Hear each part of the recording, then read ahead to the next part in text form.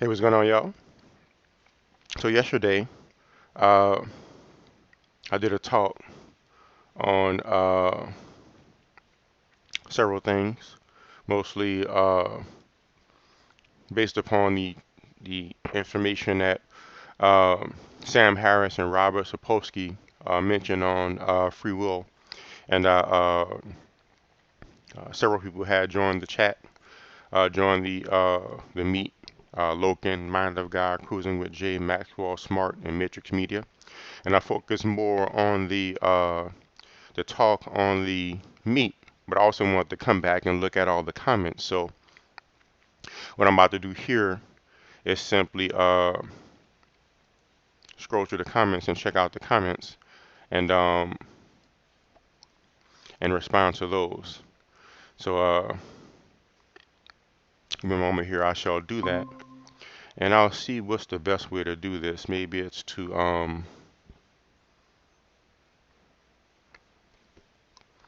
so I have the original video here. Maybe I'll just present that video in case anybody did join later. This is the original video,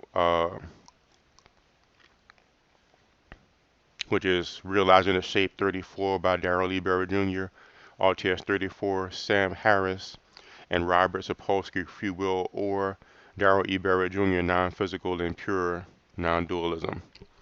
This is the original video.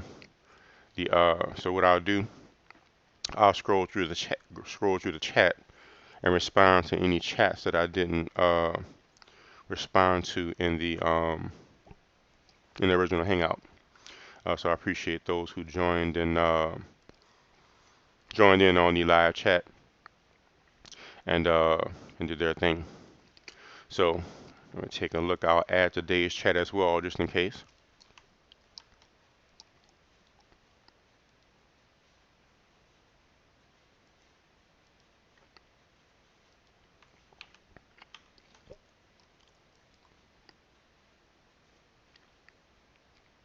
Right.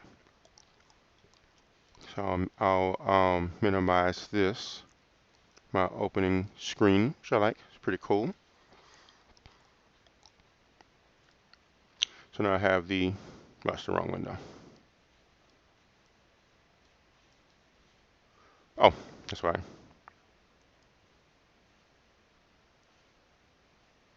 Boom. Nope. Oh, I closed the doggone thing by mistake. Give me a moment here.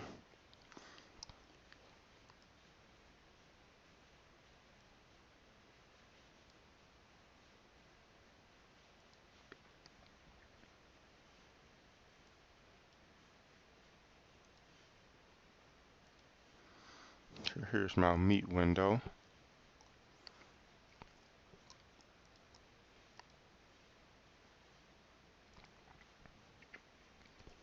Open up another one here.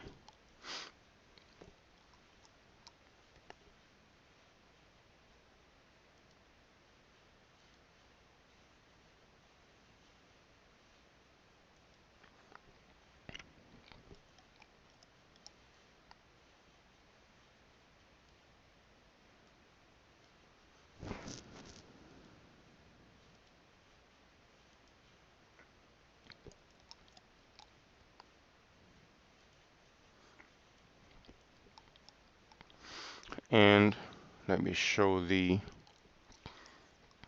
window in the meet.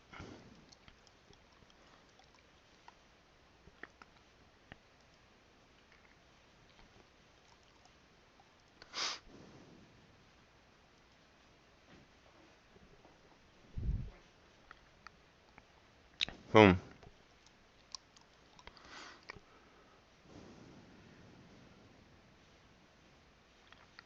So there we go. Everybody can see the original uh, chat there. So let's see what questions we have. Let's see what this looks like here.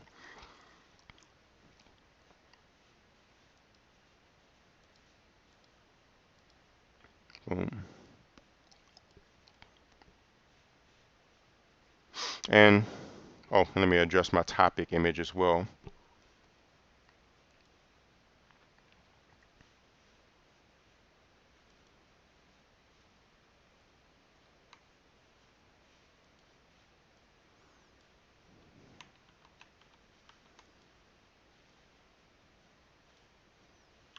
So the topic is going to be, well, basically, RTS number 34, live questions and comments.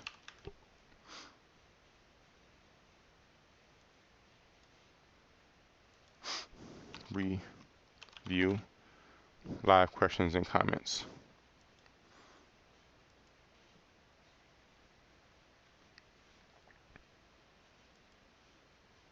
So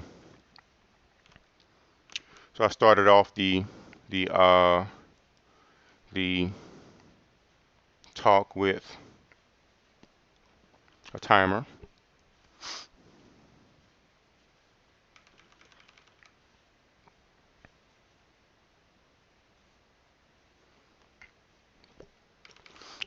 Me and Sean talked about that briefly.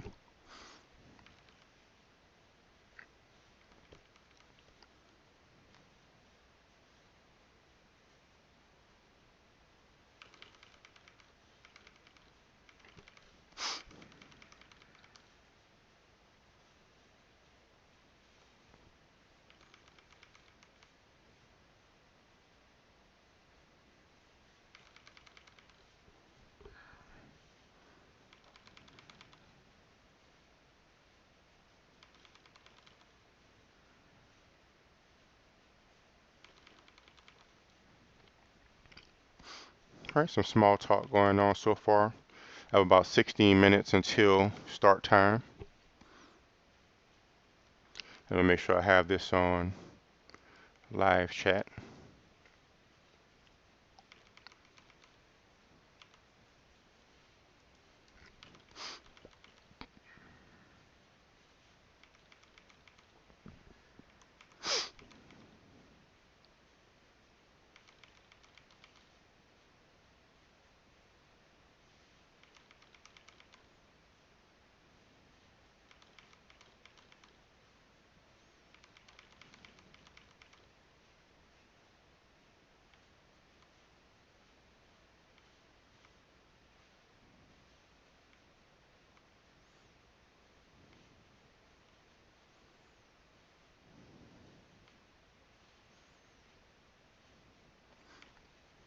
All right, there's Logan showing up. He'll be on the chat momentarily.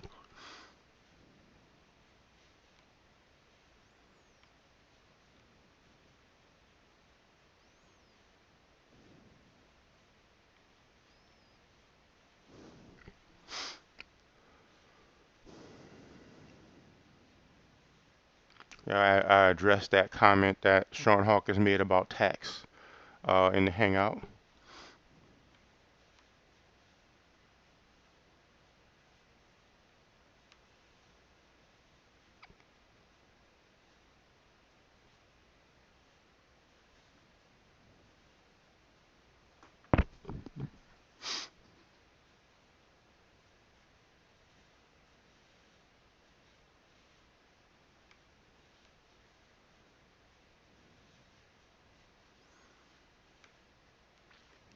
All right, so we have Junior here. We have Miss King in the word. I addressed Sean asking about the Frederick Kyman.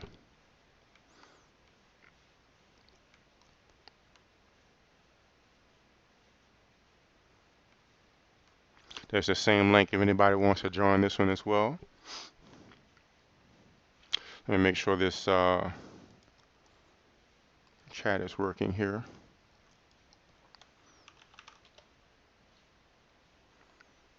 Yep, just making sure.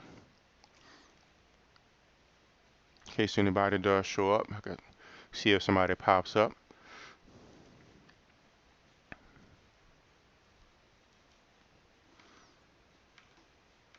All right, Junior made a shout out to Team Skeptic. So most of these comments I address the fact that Junior was saying, imagine if gun technology never progressed. The fact that we'll find some way to kill each other anyway.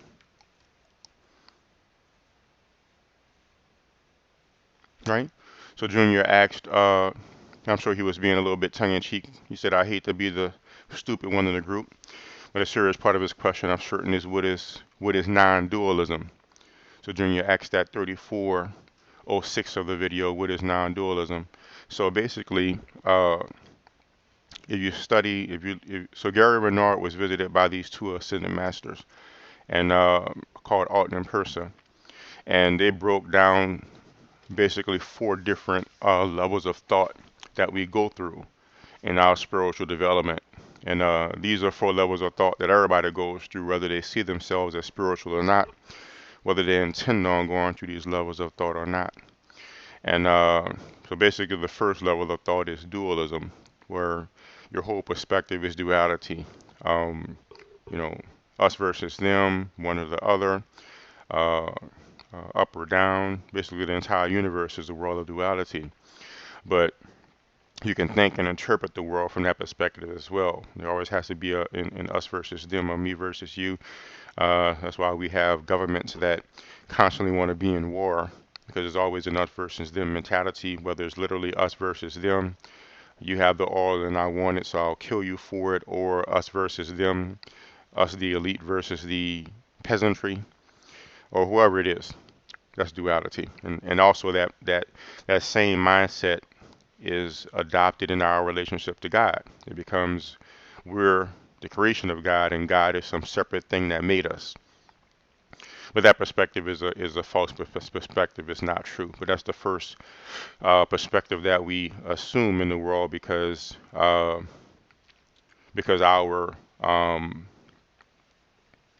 existence is based upon the idea of separation. So so the one universal mind that's projecting this dream is based upon the idea of separation and duality. So the mindset that we have initially, being fragments of this separate mind, is separation, and the most extreme example of that is duality, dualism. So then, from the level of dualism, you get semi-dualism. So basically, semi-dualism might say, for instance, dualism in the Bible is the fact that God can be hateful and then He can be loving. Like one day He can destroy the world, and the other day He can be your friend, and well, He just ends up destroying somebody else and guiding you out of the wilderness or whatever. But back and forth. But you can start to have the idea, well, maybe God is not. Maybe God is all love. Maybe God is just loving. That's maybe a potential uh, semi-dualistic thought. You start to fall away from the harsh and dark, and or I guess the harsh and firm dualistic way of thinking, where it's really just one or the other. And that could be an idea of semi-dualism. And then you start to get progression to the idea of non-dualism, which is more of a uh, non-fragmented view of the universe, and a more non-fragmented way of thinking about the world. And so, for instance, maybe we'll start to have ideas that maybe God didn't create this hellhole of a universe. Um, and maybe God didn't create pain. Maybe God can only be love. Maybe not that He's just mostly loving, or some kind of um, um, insane tyrant that just decides to do all kind of hateful and deceptive things sometimes. But maybe he actually is only love, which starts to break us farther away from dualism. And I'll try to show some parts of this book as well.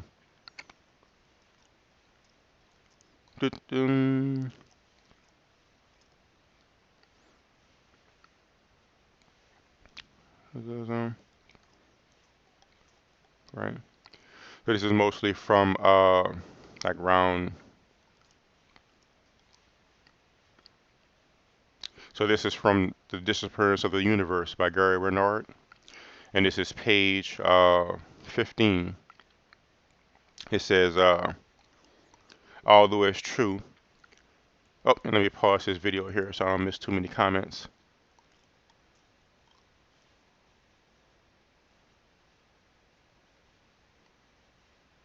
Actually, it didn't go too far, actually. So that comment didn't move too far past where we at. So Gary Renard, Ascended Masters. This is the Ascended Master Artin. So his books are not really him saying stuff, but the Ascended Master. So the Ascended Master Artin says, um, although it's true that the Holy Spirit works with all people, and the Holy Spirit refers to the part of our mind that recognizes that this universe is an illusion, in a way that they can understand, which is why all spiritual paths are necessary. It's one of our challenges to you that teachings of dualism must eventually lead to the teachings and practices of semi-dualism, non-dualism, and ultimately pure non-dualism if one is to experience the love of God. If that sounds complicated, rest assured that it's really very simple, and it will be presented to you in an understandable and linear manner. So that's from page 15 of The Disappearance of the Universe by Gary Renard. This is with the sort of, oh, I have so many little things I could pick from here. This is what the title of the Kindle book looks like. The Disappearance of the Universe, straight talk about illusions, past lives, religion, sex, politics, and the miracles of forgiveness. So semi-dualism, you start to have a more sane idea of God and the universe, and you're less judgmental and less looking at things from a separated perspective. But eventually that must yield to pure non-dualism. And pure non-dualism recognizes that only God is real. Um, and uh, anything else other than God or reality is absolutely illusory. So in this from this perspective, you can look at the world from a totally non-judgmental framework, and you can be totally beyond and above the illusion that is the what we call the world in time and space. And so that's a pretty much very basic breakdown of what non-dualism is versus dualism, semi-dualism, and pure non-dualism. It's basically attitudes of thought from which we can judge the world and judge ourselves, and ultimately it determines the perspective that we have, as well as the spiritual level of development we have, basically just naturally in how we look at the world and view the world. So I'll make a note of that, make sure I post this link to Junior so he can make sure he see his answer. So I answered Junior on non-dualism.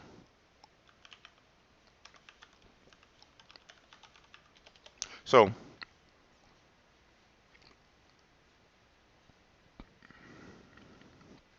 going to talk about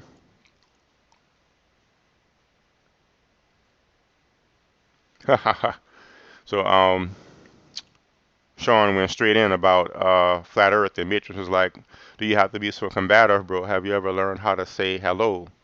Old man Sean Hawkins. So it's really cool. I can see the logic, the truth behind that. Yeah, Sean goes in hard sometimes,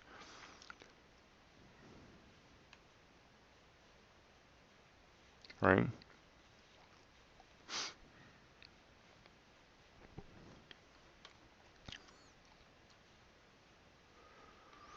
So a little bit on. I don't know if he clapping today. Please God no. A bit of talk about flat Earth. Mind of God is saying the Earth is obviously flat. You clown, relax, right? What makes it flat? So there's some discussion of flat Earth up in there.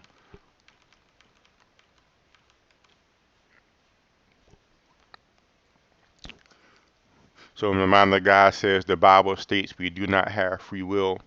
Um, so yeah, I'm not aware of a verse in the Bible saying that, but whether it does or not, I mean the Bible is certainly up for grabs. The Ascended Masters called it basically a mixed bag. It's basically a document that's been altered and added to and subtracted from by less than enlightened men over and over. So, but if it does say that, that could be one of the things that basically sort of touches on the truth, because the fact is the universal mind is directing everything. So from that perspective, there is no free will. But the fact is we're all the universal mind, so there's ultimate free will. We designed everything. So it depends on the level of mind that you want to address it from. Suffice it to say, if we don't address it from the perspective of the universal mind, then it'll likely lead to us being trapped here for longer and longer periods. Eventually, we have to recognize that we are the dreamer of the dream. So much stuff about flat Earth. And I'll touch upon this in the main video, by the way. If you go to RTS 34, Sam Harris and Robert Sapolsky, Free Will, or Darryl E. Barrett Jr., Non-Physical and Pure Non-Dualism. In that video, I break this down in more detail. So I won't get into detail about things that I break down in the main video, but mostly about things that I didn't address in the main video.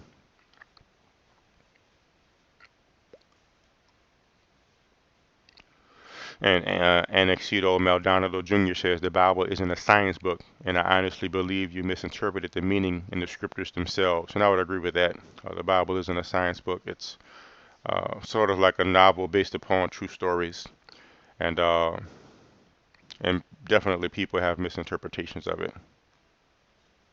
And Mind of God believes the Bible is an everything book for those who are not lost. It's an interesting perspective. Haha. Sean says flat earthers are afraid of the globe, killing a God. Why would you worship a God that's so weak? And Junior points out the fact that he knows plenty of, quote, lost people who read the Bible. Mind of God agrees. Doom, doom. So I won't talk too much about the flat earth stuff. Junior points out that YouTube is not research nor proof.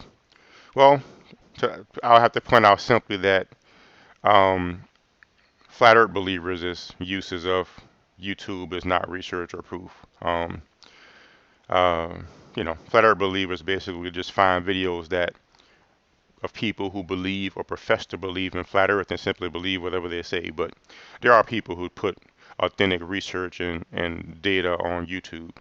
It's just that, in my observation, I'm sure you're aware of what flat earth people call research is basically just confirmation bias. But I want to just off the bat, of course, just knock out YouTube. Of course, I'm talking on YouTube, and what I talk about is based upon experience and authentic research from people who know what they're talking about. But most flat earthers obviously just find a video that agrees with what they believe or generally agrees with what they believe and then just believe it, all the while believing they did some authentic research or something. So that's in reference to Junior saying YouTube is not research nor proof. It can be research and it can demonstrate proof. Like there's people who have vacuum chamber videos with a feather and a coin. I think I showed on one of my videos showing how this feather and coin fall at the same speed without air slowing the feather down. So there's some authentic research and stuff on YouTube, but just flat earth people usually avoid that stuff or call it fake. And peace to you as well, mind of God. Is there say so the mind of God is saying Jesus is a so-called black man. I'm aware of the Bible making reference to Jesus being black and comely or having burnt skin or something like that. But well, there's a book that's been altered over and over millennia, uh, directly and indirectly. And then there's what the Ascended Masters directly show Gary Renard. So I'll go with that. If you read, I believe it was his second book, first or second book, maybe it was Your Immortal Reality, one of the two. They switched the image of their bodies and showed him what they looked like during that period of time, and they were skin sort of like Arab, sort of like brownish skin, not what we would call a black man, but more like a brownish skin, like the Arabic people, and but they look sort of like Jewish people. It's my understanding of the way Gary Renard described it. So that's just the way he looked. So but it does ultimately his message is what really counts. But I think it is relevant to if you're interested in that type of thing to have actual information about what he looked like.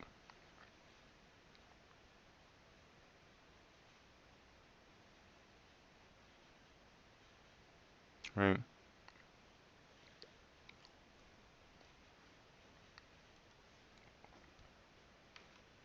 Right. So I'll go through a bit more and see. What other comments we're running to here?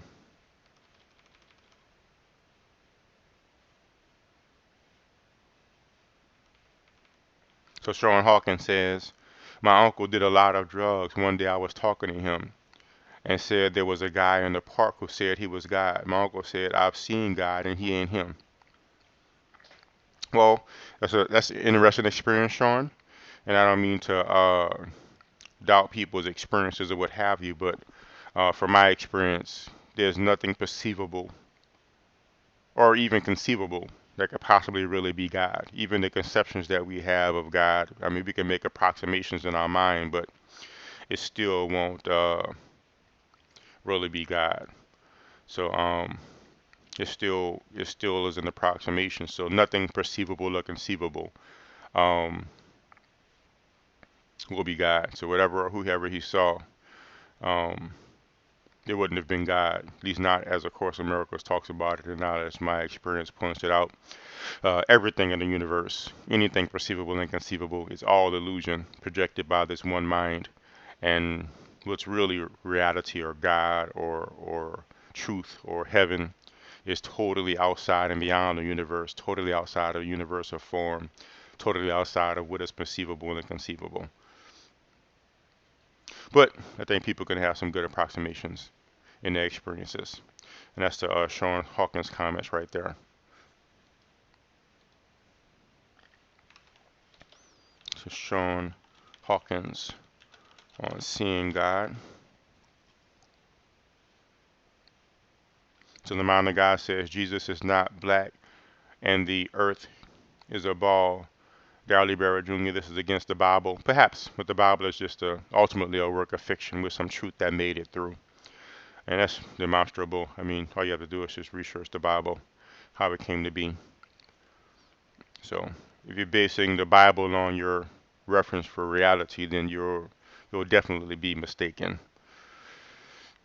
That was to the mind of God on the Bible. But again, there's some truth that made it through, but you'd have to use some discernment to find what's truth or not.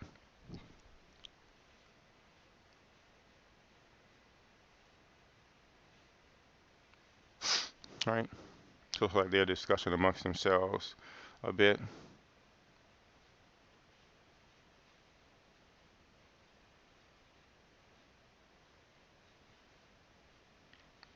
Sean Hawkins says geographically and genetically, Jesus was a short, curly-haired, olive-toned man. If olive-toned is basically like the skin of the Arabs, then we'd have to agree. He also found they were pretty short during that period of time as well, Sean Hawkins. Um, when Gary Renard saw what they looked like.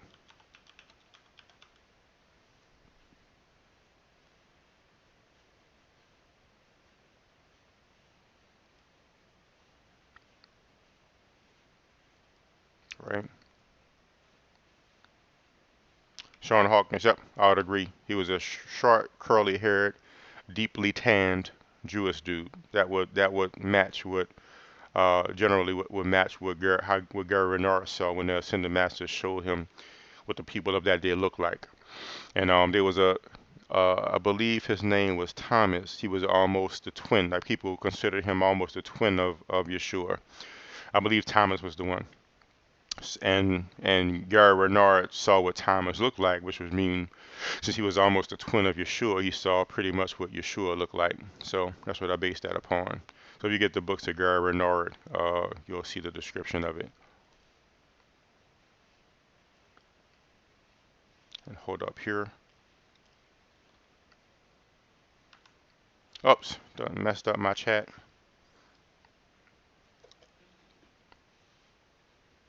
But thankfully I could see it all in the original video anyway. Nice deflection.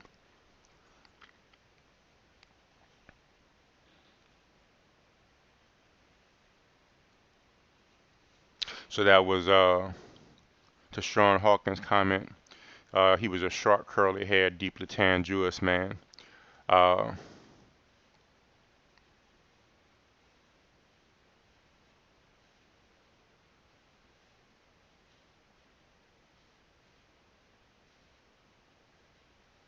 All right, and I see Anexito Maldonado Jr. being a bit rude, saying, scroll up, bitch ain't my master. But he did ask, uh, state it again, please. Even though he could scroll up, but don't seem like he was being rude or something, or bossy.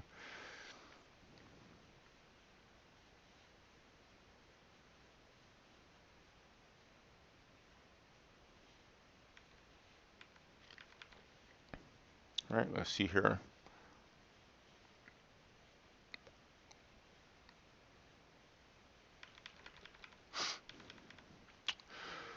I don't have any. They're talking about the mark of the beast a bit. Uh, it does seem like the mark of the beast was referring to the microchip that people are getting implanted with sometimes. So I thought that's quite interesting. It seemed like whoever it was has some clairvoyant ability, John or whoever made revelations. But I haven't looked into that too deeply. But like I certainly see the reference with the mark of the beast and the microchips they putting in people's hands or wrists. But again, they seem like the biblical people are always, doom and gloom, and the end of the world is near. So, I mean, you know, just a microchip in the end. I don't plan on getting one, but at the same time, I mean, the world is just an illusion, and it'll keep on going on. Uh, Arton and Persa, they live on Earth. Like their last lifetime was on Earth, like 50 or 100 years into the future. So it's clear that the Earth will go on. They lived in, I believe, Chicago.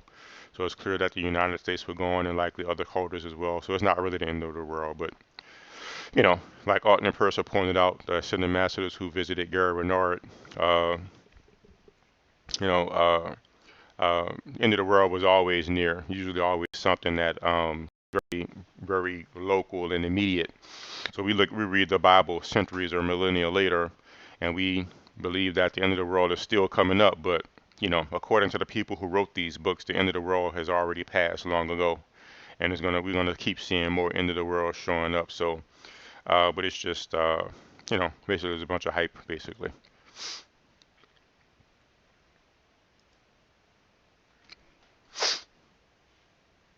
That's interesting what Sean says about the word Jewish in the Bible.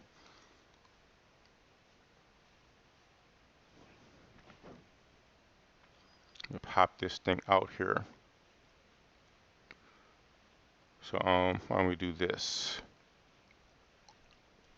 Let me pause this briefly.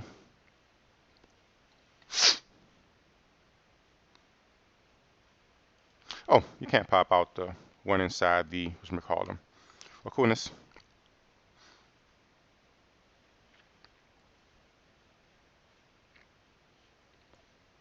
Right, let's keep on going.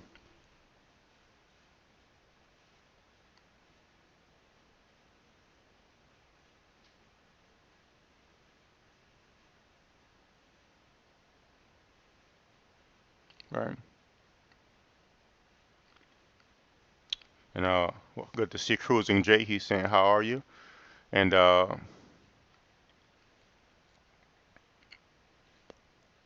Maxwell Smart mentions reincarnation. I have read books. If I can remember this guy, but there's one guy. He was a clinical psychologist or something, and he was regressing people, at least hypnotizing people, trying to get to their trauma. And then people would spontaneously start to, he'd be like, "Go back to your trauma," and they would start talking about other lives.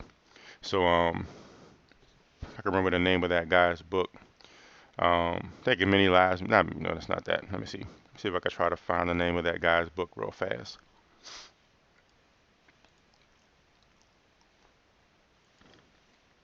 So he spoke about reincarnation and things like that.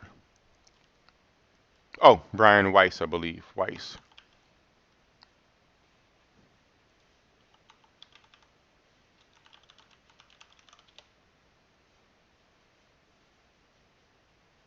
Yeah, Brian Weiss is his name. Um, Many Lives, Many Masters. It was Many Lives, Many Masters.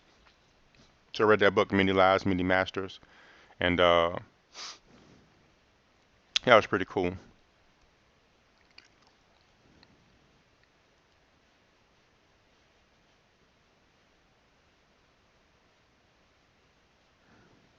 So let's see what we got.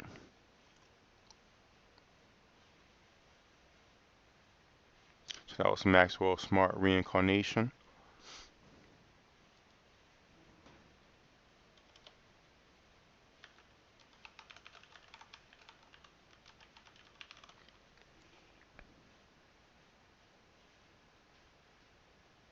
Mm.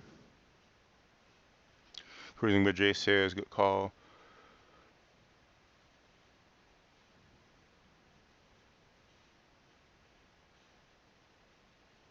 And Mind of God says, it simply affirms the God of the Bible hates that person who takes it. Unless you're talking about the mark of the beast. But that's a prime example of dualism, by the way. The idea that God can hate, God can love and hate. Uh, but A Course in Miracles and the Ascended Masters turn us on to the fact that God is sane. There's only love in God, only peace. There's no hatred whatsoever. So I see somebody popped into the comments. Let me take a look and see who we have here. Hey, what's going on, Loken? You're welcome to join if you want. I'm just going through the comments from the video and making sure I cover every comment that was in the video. So I want to focus on the talks, the comments of the people who was here in the chat at the time, in the meetup at the time. But I'm going through the comments, make sure I cover everything that was said.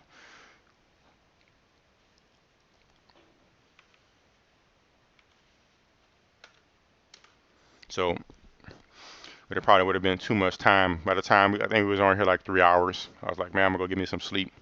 But I still wanted to come through and cover the comments.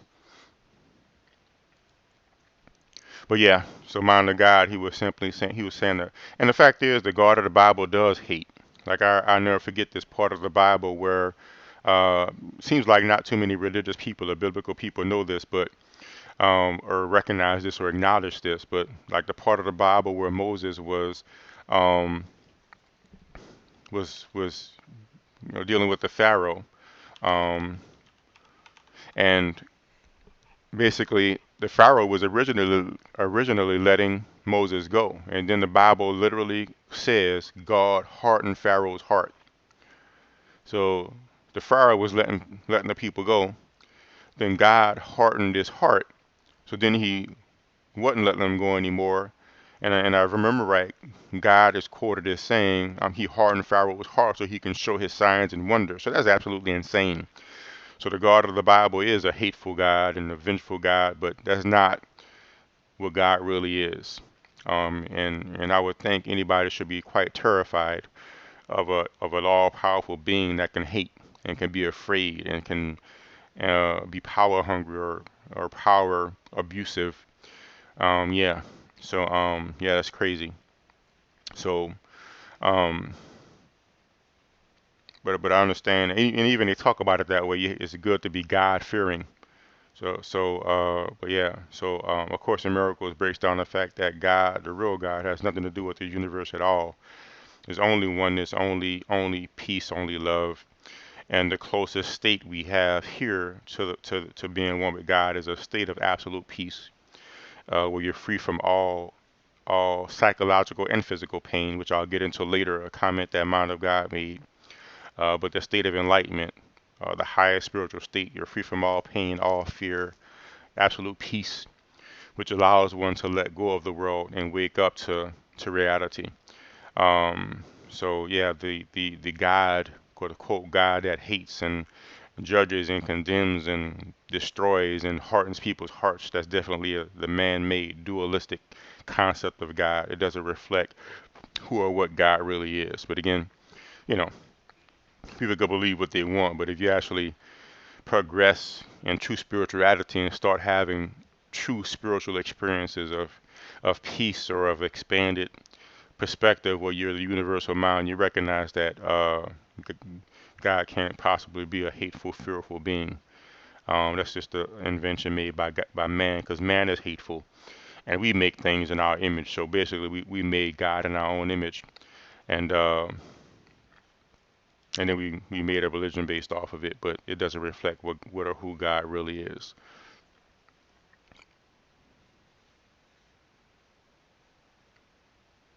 right?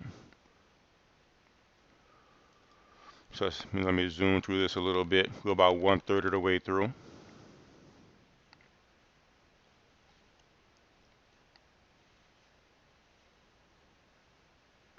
And I agree with Cruising with Jay right there. He makes sense. He says, the mind of God, damn, even if your God is a real entity, no way would I stick around and worship him. Give me free will. I take a mark, and suddenly he hates me. What the hell? Yeah, that's psychotic. Yeah, so basically, religious people worship this psychotic being that would just decide to hate you. Um, yeah, it's crazy. It's crazy. Like he, um, you know, put Adam and Eve in the garden, put something there that's tempting to them, and then when they took the bait, kick them out. Yeah, the smart thing to do would be just to not put anything there to tempt them in the first place, or you know, or in person when they talk about the ascended masters, they point out the fact that uh, the biggest thing you can do if you want a child to do something is to tell them they can't do it, right? So yeah, why not just not tempt them in the first place, or not put something within their reach in the first place? Don't put something there and then tell them not to do it. Just don't put it there in the first place. That'll be most sensible. So basically, they point out the fact that it's like God set him up. He knows everything that's going to happen. He knows the limits of his creation. So just don't tempt him in the first place. It just doesn't make any sense. But again, the real God didn't create this universe. This is the creation of at least a miscreation of a illusory mind that's doesn't really exist anyway. It's in the process of disappearing now.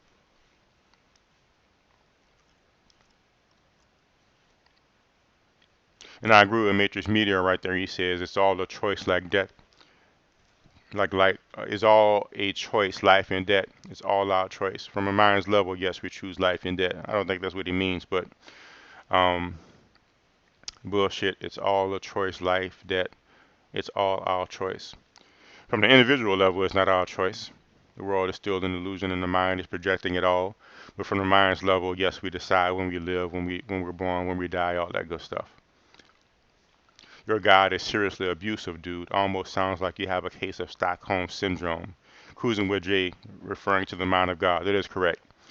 That being, like if a human being did that type of stuff, we'll call that person cruel or psychotic or something. Like if they put this very juicy candy in front of their children and said, "Don't you eat it or you're going to get a spanking," and then they walk out the room and they come in and they find out that the kid couldn't help but to eat it like they knew the kid couldn't, then they spank the child. That's just psychotic.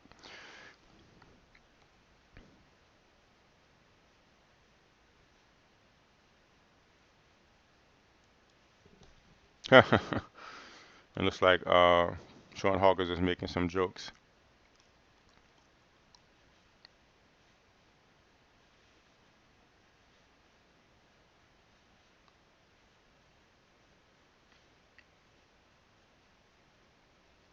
So it looks like somewhere up in here the mind of God says, oh, he said he's peculiar. His ways are above ours. So the mind of God is saying in response to us calling him psychotic that he's peculiar and God's ways are above ours. And Cruising with Jay says peculiar in his own way.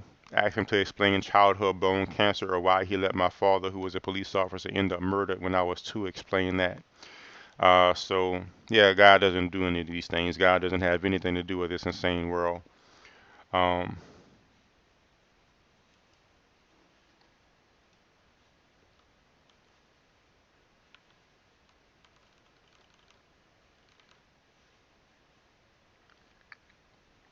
and Cruising with Mind of God says God doesn't take anything away from anyone. Everything is already His. So it's kind of a way of avoiding the question, basically.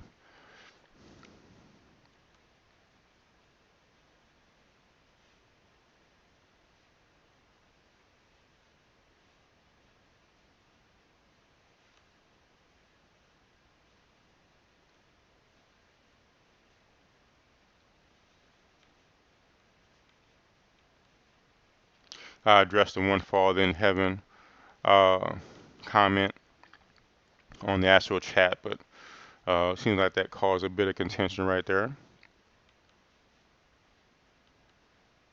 It is basically talking about at different levels there, one father in heaven or multiple fathers.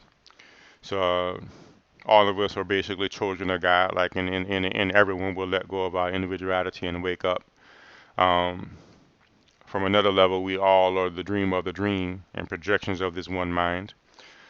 And from the physical level, of course, we all have a father that we were produced by. So each of those levels are true and can be experienced from its own perspective is true. But of course, ultimately, only the level of God is real and true, which has nothing to do with the universe at all or religion.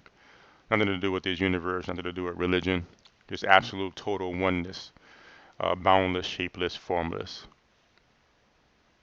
But there's not a belief that you get this that's backed up with experience. So just have your own spiritual experiences, and then you can judge for yourself.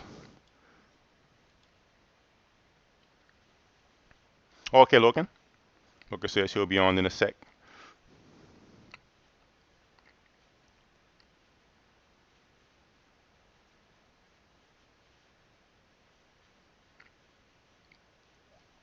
So Mind of God says he pursues truth passionately.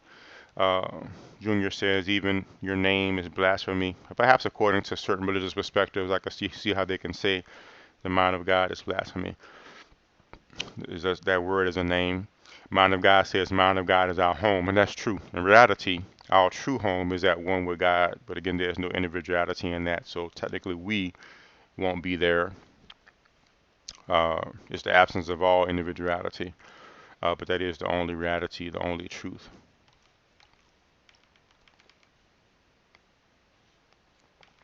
All right.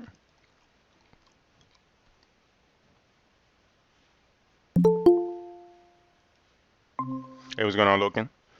Hey, I'm going through these comments here about an hour through in the video. yeah, I heard some of the stuff that you're saying. I agree with like how it's like almost obvious that the Judeo-Christian guy was just it's just like a reflection of mankind, Exactly. Very clearly can be seen. and unfortunately, most of the horrible aspects of mankind. True. But hey, but yeah, it's pretty clear. But it's people believe it even, and then they make excuses for it. And he's peculiar and things like that. But dude, that dude is spiteful and Well, insane. I've noticed like a lot of Christians too. They even go as far as like the whole might makes right type of a outlook, and I'm just like, okay, that's just fucking just seems insane to me, or Yeah, just cold hearted, or I don't know.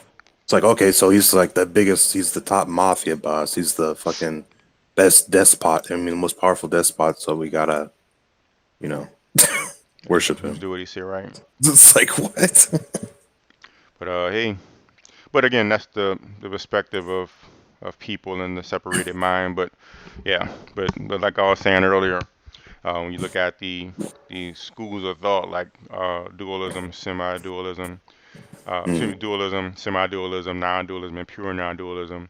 The God is he can be loving and hateful and kind and spiteful. It's just the dualistic perspective of God. But eventually, everybody will grow out of that. yeah, But yeah, even when I was in religion, I started having questions about, man, why God do that? It's like it's like, dude, that's kind of scary to think, there's a psychopathic, omnipotent being around. This might throw a flood at you. yeah. That's crazy.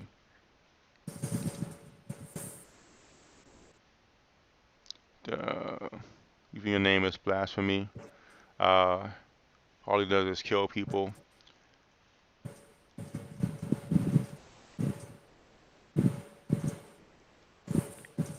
right?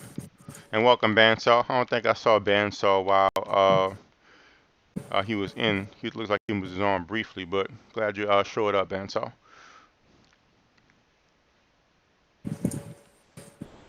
Right. So here's an example of mind of God showing the verse. He will wipe every tear from your eyes. There will be no more debt or mourning or crying or pain. for the old order of things has passed away. I remember I had asked Mind the God in one of our other chats. I said, well, is God all powerful? He says, yes. Well, is God all knowledgeable? I said, yes. Well, I mean, what he could simply do then, if he already knows everybody who's going to be in heaven, ever, he could simply snap his fingers and put everybody who's going to be in heaven, and everybody who's going to be in hell without having to go through decades of suffering just to get where he knows we're going to be in the first place. It just makes no sense. So it's like just pointless suffering. If you have this omnipotent God that knows everything, he could just boom. Okay, I know. But again, why even make hell in the first place, and why even make the devil? Or it's just craziness. But Yeah, but here's a part where he's like nice, but you never know tomorrow you might upset him. He might, with the free will he gave you, if you believe in free will, and or you believe he put things out there to test you. I believe man of God was saying that's test by God, and he actually put these lies out there to test you. So God made a false flag. That's what I asked him specifically. That's what the government does. We know the government is insane. These people that make up the government, insane. They do false flags. They do these things and lie. So God does false flags. He puts false things out to test people. That makes absolutely no sense. So yeah, at least to me, it makes no sense. I mean, obviously it makes sense to the mind of God, but yeah, an insane omnipotent being that does false flags and lies to you to test you out. Yeah, man, I don't want no part of that.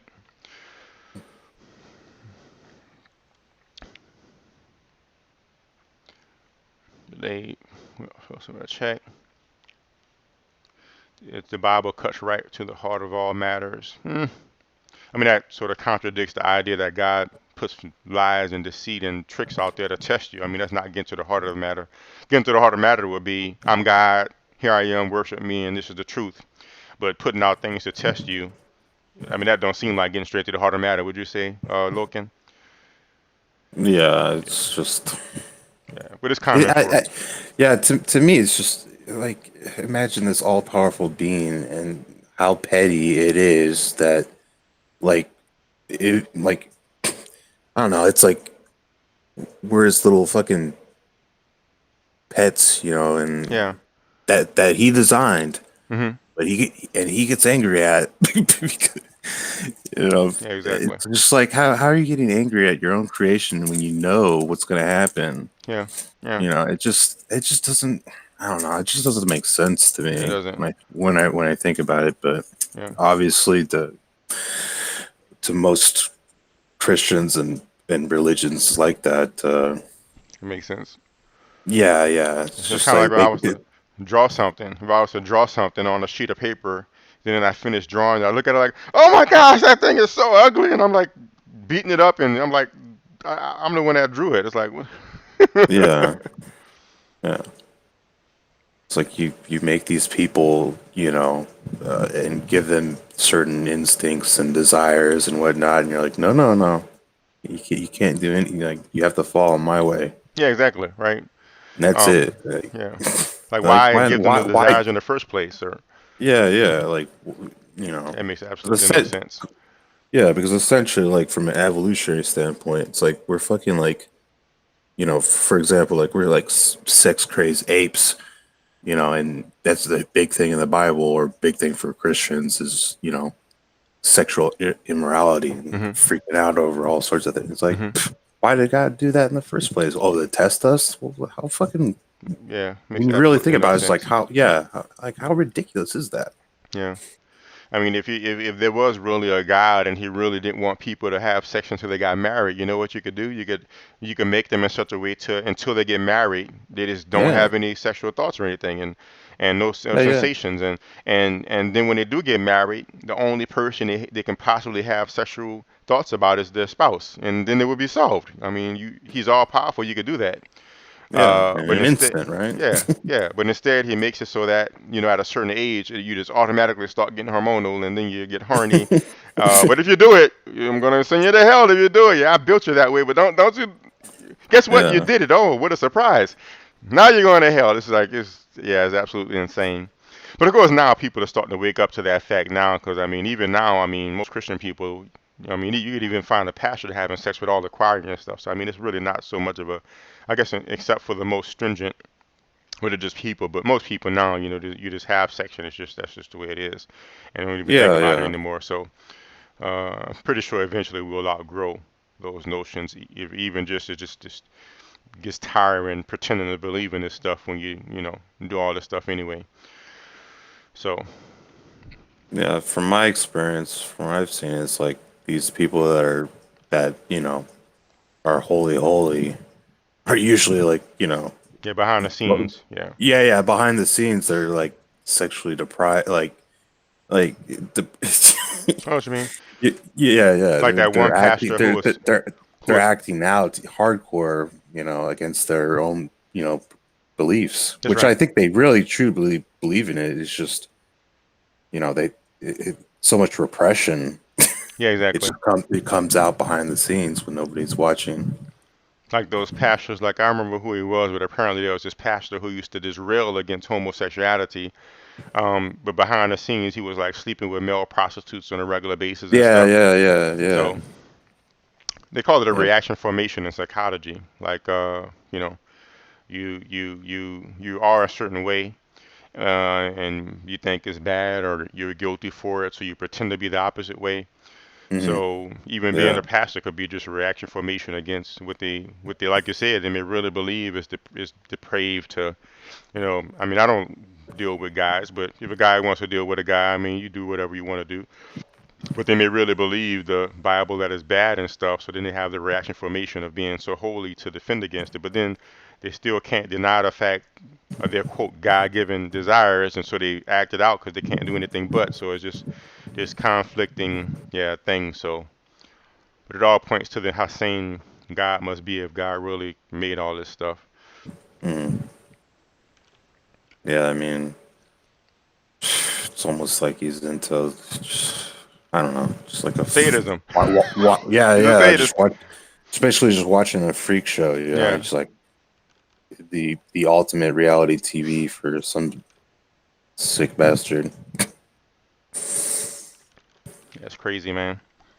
But cool. But you know, cool with people leaving what they want, but still, I'm about evidence. Even my spiritual experiences, my perspective is based upon evidence. Um, that's why I started with the experience that I have, that I base my perception off of, and then I came with the theoretical framework that led me to have those experiences. Hmm. But you know, but it's not something you need to believe. You could just apply these different ways of thought. You could experience it yourself.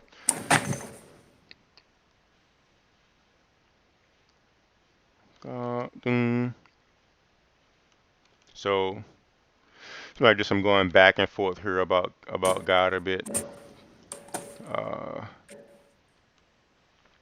Globe, planet, spherical shape, where Earth is not. So it's to be expected, I guess. These things will always go to flat Earth at some point.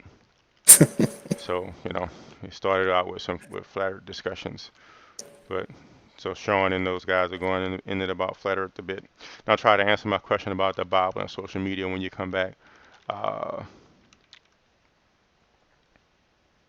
right, we're about halfway through. Well, a little bit less than halfway through.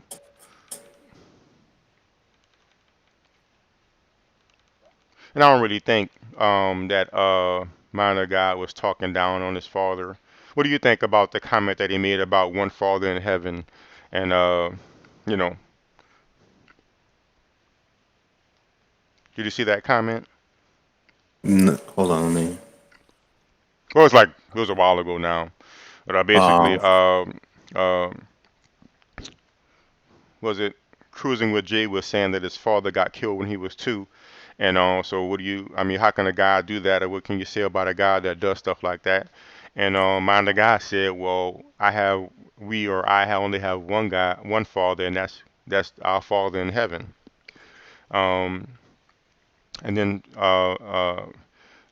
cruising with Jay was saying, no, we do all have our father, and I have my everybody has their father that they're born from, and why would God take away my father, somebody's father when they're 2 years old? We're not his plaything. And Junior referred to that and was saying he was talking down about his father.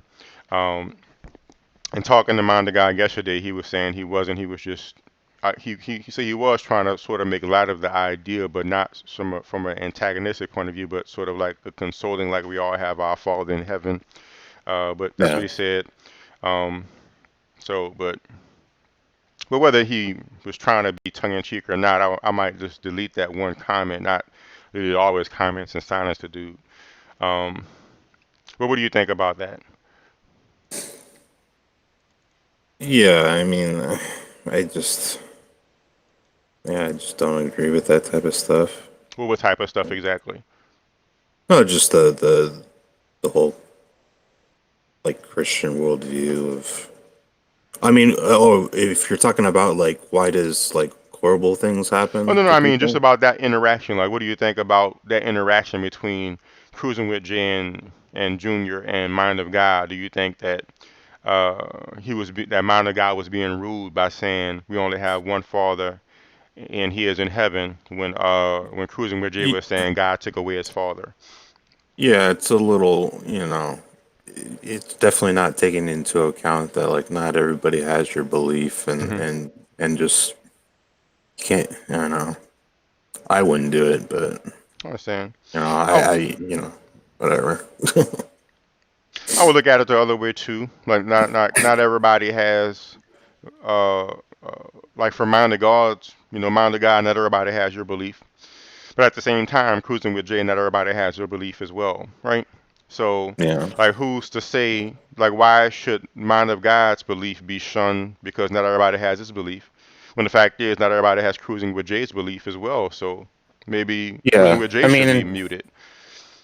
yeah. I mean, ultimately, I mean, I think you should definitely try to have thick skin in this world, Hmm. I you see. know. Yeah. And but I understand. I mean, I get fucking agitated from time to Oh time. yeah. Like Matt, sorry, yeah, Slick James is really good at Like who? getting me riled Oh, up. Slick James. I got you. Yeah, Slick, because you mean he does it on purpose, and he's pretty good at it. Yeah. But But I agree though. By the way, like everybody has a different perspective. But I would say, like, if yeah, we was on his channel, then Junior might have been muted, right? Because I don't. I mean, Cruising with Jay. Because no, we only have one Father in heaven. I don't agree with your perspective, so let me shut you up. So yeah, yeah. So on my channel, I would want both views to be shared freely. If Mind of God believes his real Father is God in heaven, and that supersedes his earthly father, then fine on you. And if Cruising with Jay yeah, thinks, you know what, my father, I have my father, your God is shit, and that's not my perspective, well, I respect your perspective as well. So, and maybe Mind the guy was being tongue in cheek. So if that's the case, just delete that one comment and say, hey, don't do that anymore. I'm going to silence you. Um, but not just, delete everything. Cause I mean, even earlier I saw Junior saying stuff like, I'm not your master, bitch, and things like that, and so he was saying some blatantly rude stuff. mm, So you know, so I mean, if you're gonna be rude, I don't think you could mute somebody else for being rude or disrespectful or um, non-compassionate. If you're gonna be rude and not compassionate, you know what I'm saying? But he had the hammer, so nobody could mute him for saying it. But he was saying stuff like, "I'm not your master, scroll up, bitch," and later he was saying stuff like, I can't remember exactly, but something like, we'll come to it eventually. But he said something like, we'll see it. I can't remember exactly, but it was like a rude comment. He called him a bitch and something else and shithead or something. But okay, I'm pretty sure if Mind guy said that your father's a shithead, he would have took offense to that. So you can't like dish it out and yeah, not take it. You know what I mean? So yeah, that's what I yeah, think yeah, that overall he shouldn't have been muted, especially if you're going to be dishing it out. So I mean, if you threw the first mark, maybe Mind guy was getting upset and was retaliating. So I mean, yeah, either just don't dish it out at all or just let it all be shown.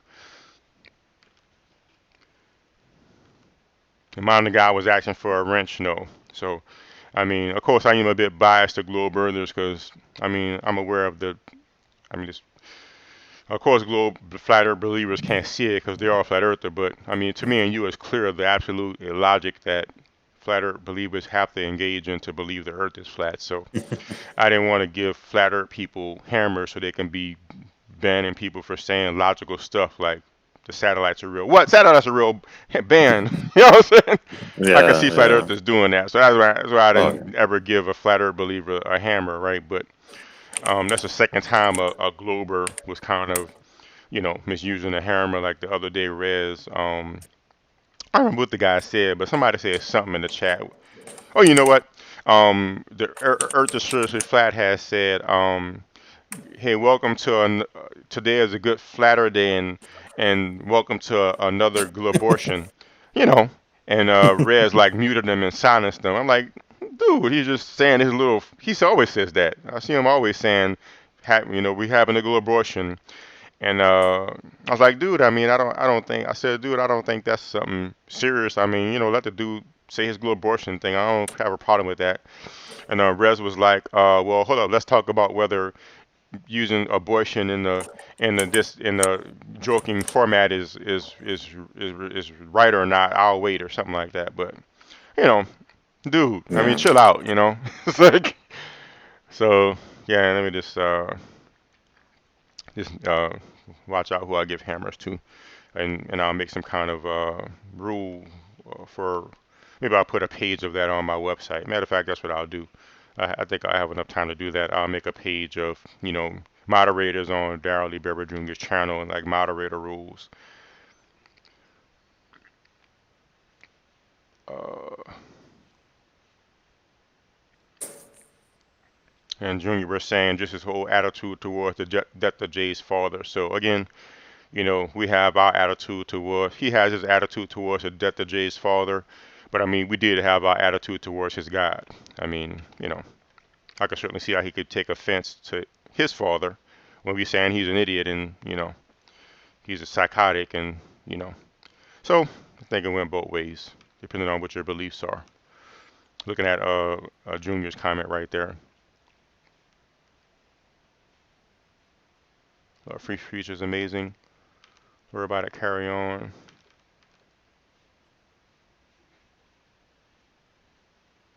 And Cruising with Jay says free speech is awesome, but you can't yell fire in a crowded theater when it's not on fire at all. I agree. That would be, I want, if somebody was in my establishment yelling fire when there's no fire, causing people to stampede each other potentially and hurt each other, I would put that person out of my establishment. But yeah, I mean, we're just talking in chat. Like I noticed that we all have these same biases and um, inconsistencies in our logic. Like for instance, when we was talking like with Rez, like that day when you know the Earth is seriously flat made his welcome to a good flatter day and let's have our abortion, and he's like Rez was like, well, when is it good to talk about abortion in this sort of way, in this nonchalant way, or however he said it? And it's like, you know, obviously you're going out of your way to make something serious so you can make it seem like it's something that serious when it's not. It's just, you know what I'm saying? So, Yeah. and here, um, Cruising with Jay is saying free speech is awesome, but you can't yell fire in a crowded theater when it's not on fire at all. But us going back and forth about God is nowhere near that. I mean, you have your perspective on your father. I have my perspective on my father. So either obviously our perspectives is going to be offensive to the other one. So Hmm. so this is not, you know what I'm saying? But we invoke that to justify our position when really it's not really that serious. Um, and we could just have two offended people. Your God is psychotic, while your father is, you know, your father is in heaven, and both people are offended, and then you could just curse each other out or whatever you want to do. What do you think? What do you think about that?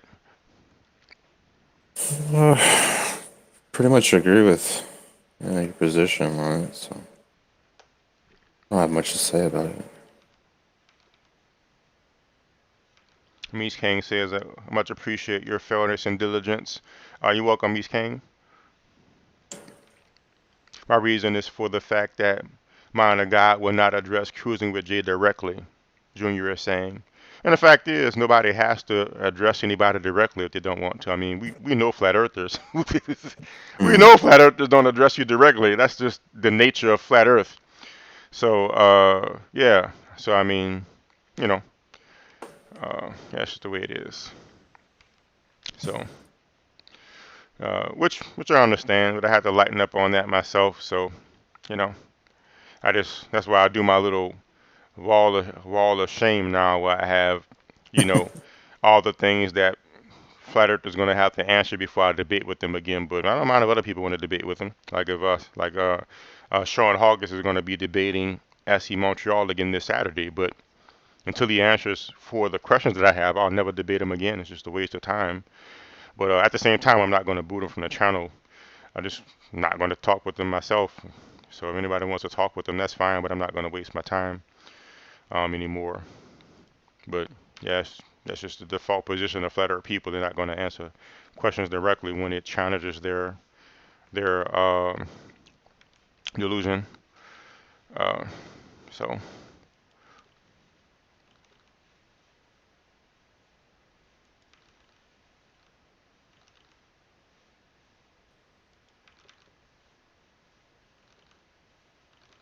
so cruising with Jay is saying it was his condescending attitude towards my dad's debt that got shanked.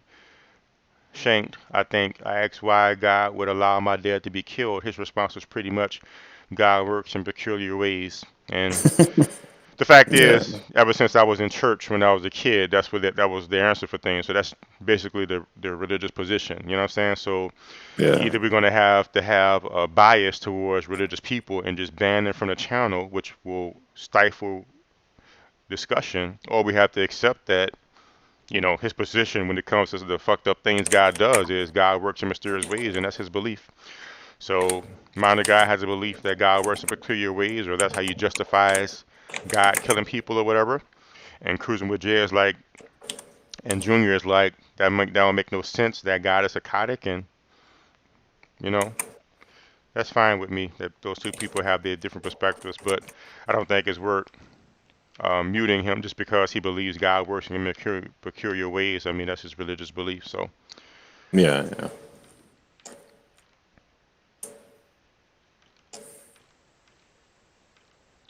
your response to my question about God alignment, that was so. Cruising with Jay says, "Mind of God, your response to my question about your God allowing my dad's death was very insulting to me. Just so you know, I have zero respect for you now." Um, Mind of God said, "I stated the fact. Sorry that I offended you." So again, mind of God, that's just belief. He believes it's the fact of the way God is. And of course, cruising with Jay, he's stating his fact. I have my father, and he's not your God's plaything. So again, I just see two people stating their position, and apparently, uh, cruising with Jay took more offense to it than Mind of God did. But I can certainly see Mind of God taking offense to us calling his God a figment of our imagination, which I told him to his face. I mean, just some made up thing, and it's the Bible has been altered and so on and so forth. But I didn't see him get a whole lot of offended by it. Yeah. And the Mind of God said, "I'm here, all good, buddy." So, and cruising with Jay says, "I'm sorry, Mind of God, that is not a fact. That's a straight assholeless brainwash response." So that seems directly rude to me. It's not battling cancer. Your God is a very screwed up individual. I think he might need to seek psychological help, which I agree with. Yeah, that God is actually psychotic. Um, I have zero respect for you since the first time I heard you speak. C4 says of the mind of God. Cruising with Jay, don't even waste your time on him. He's a lost cause.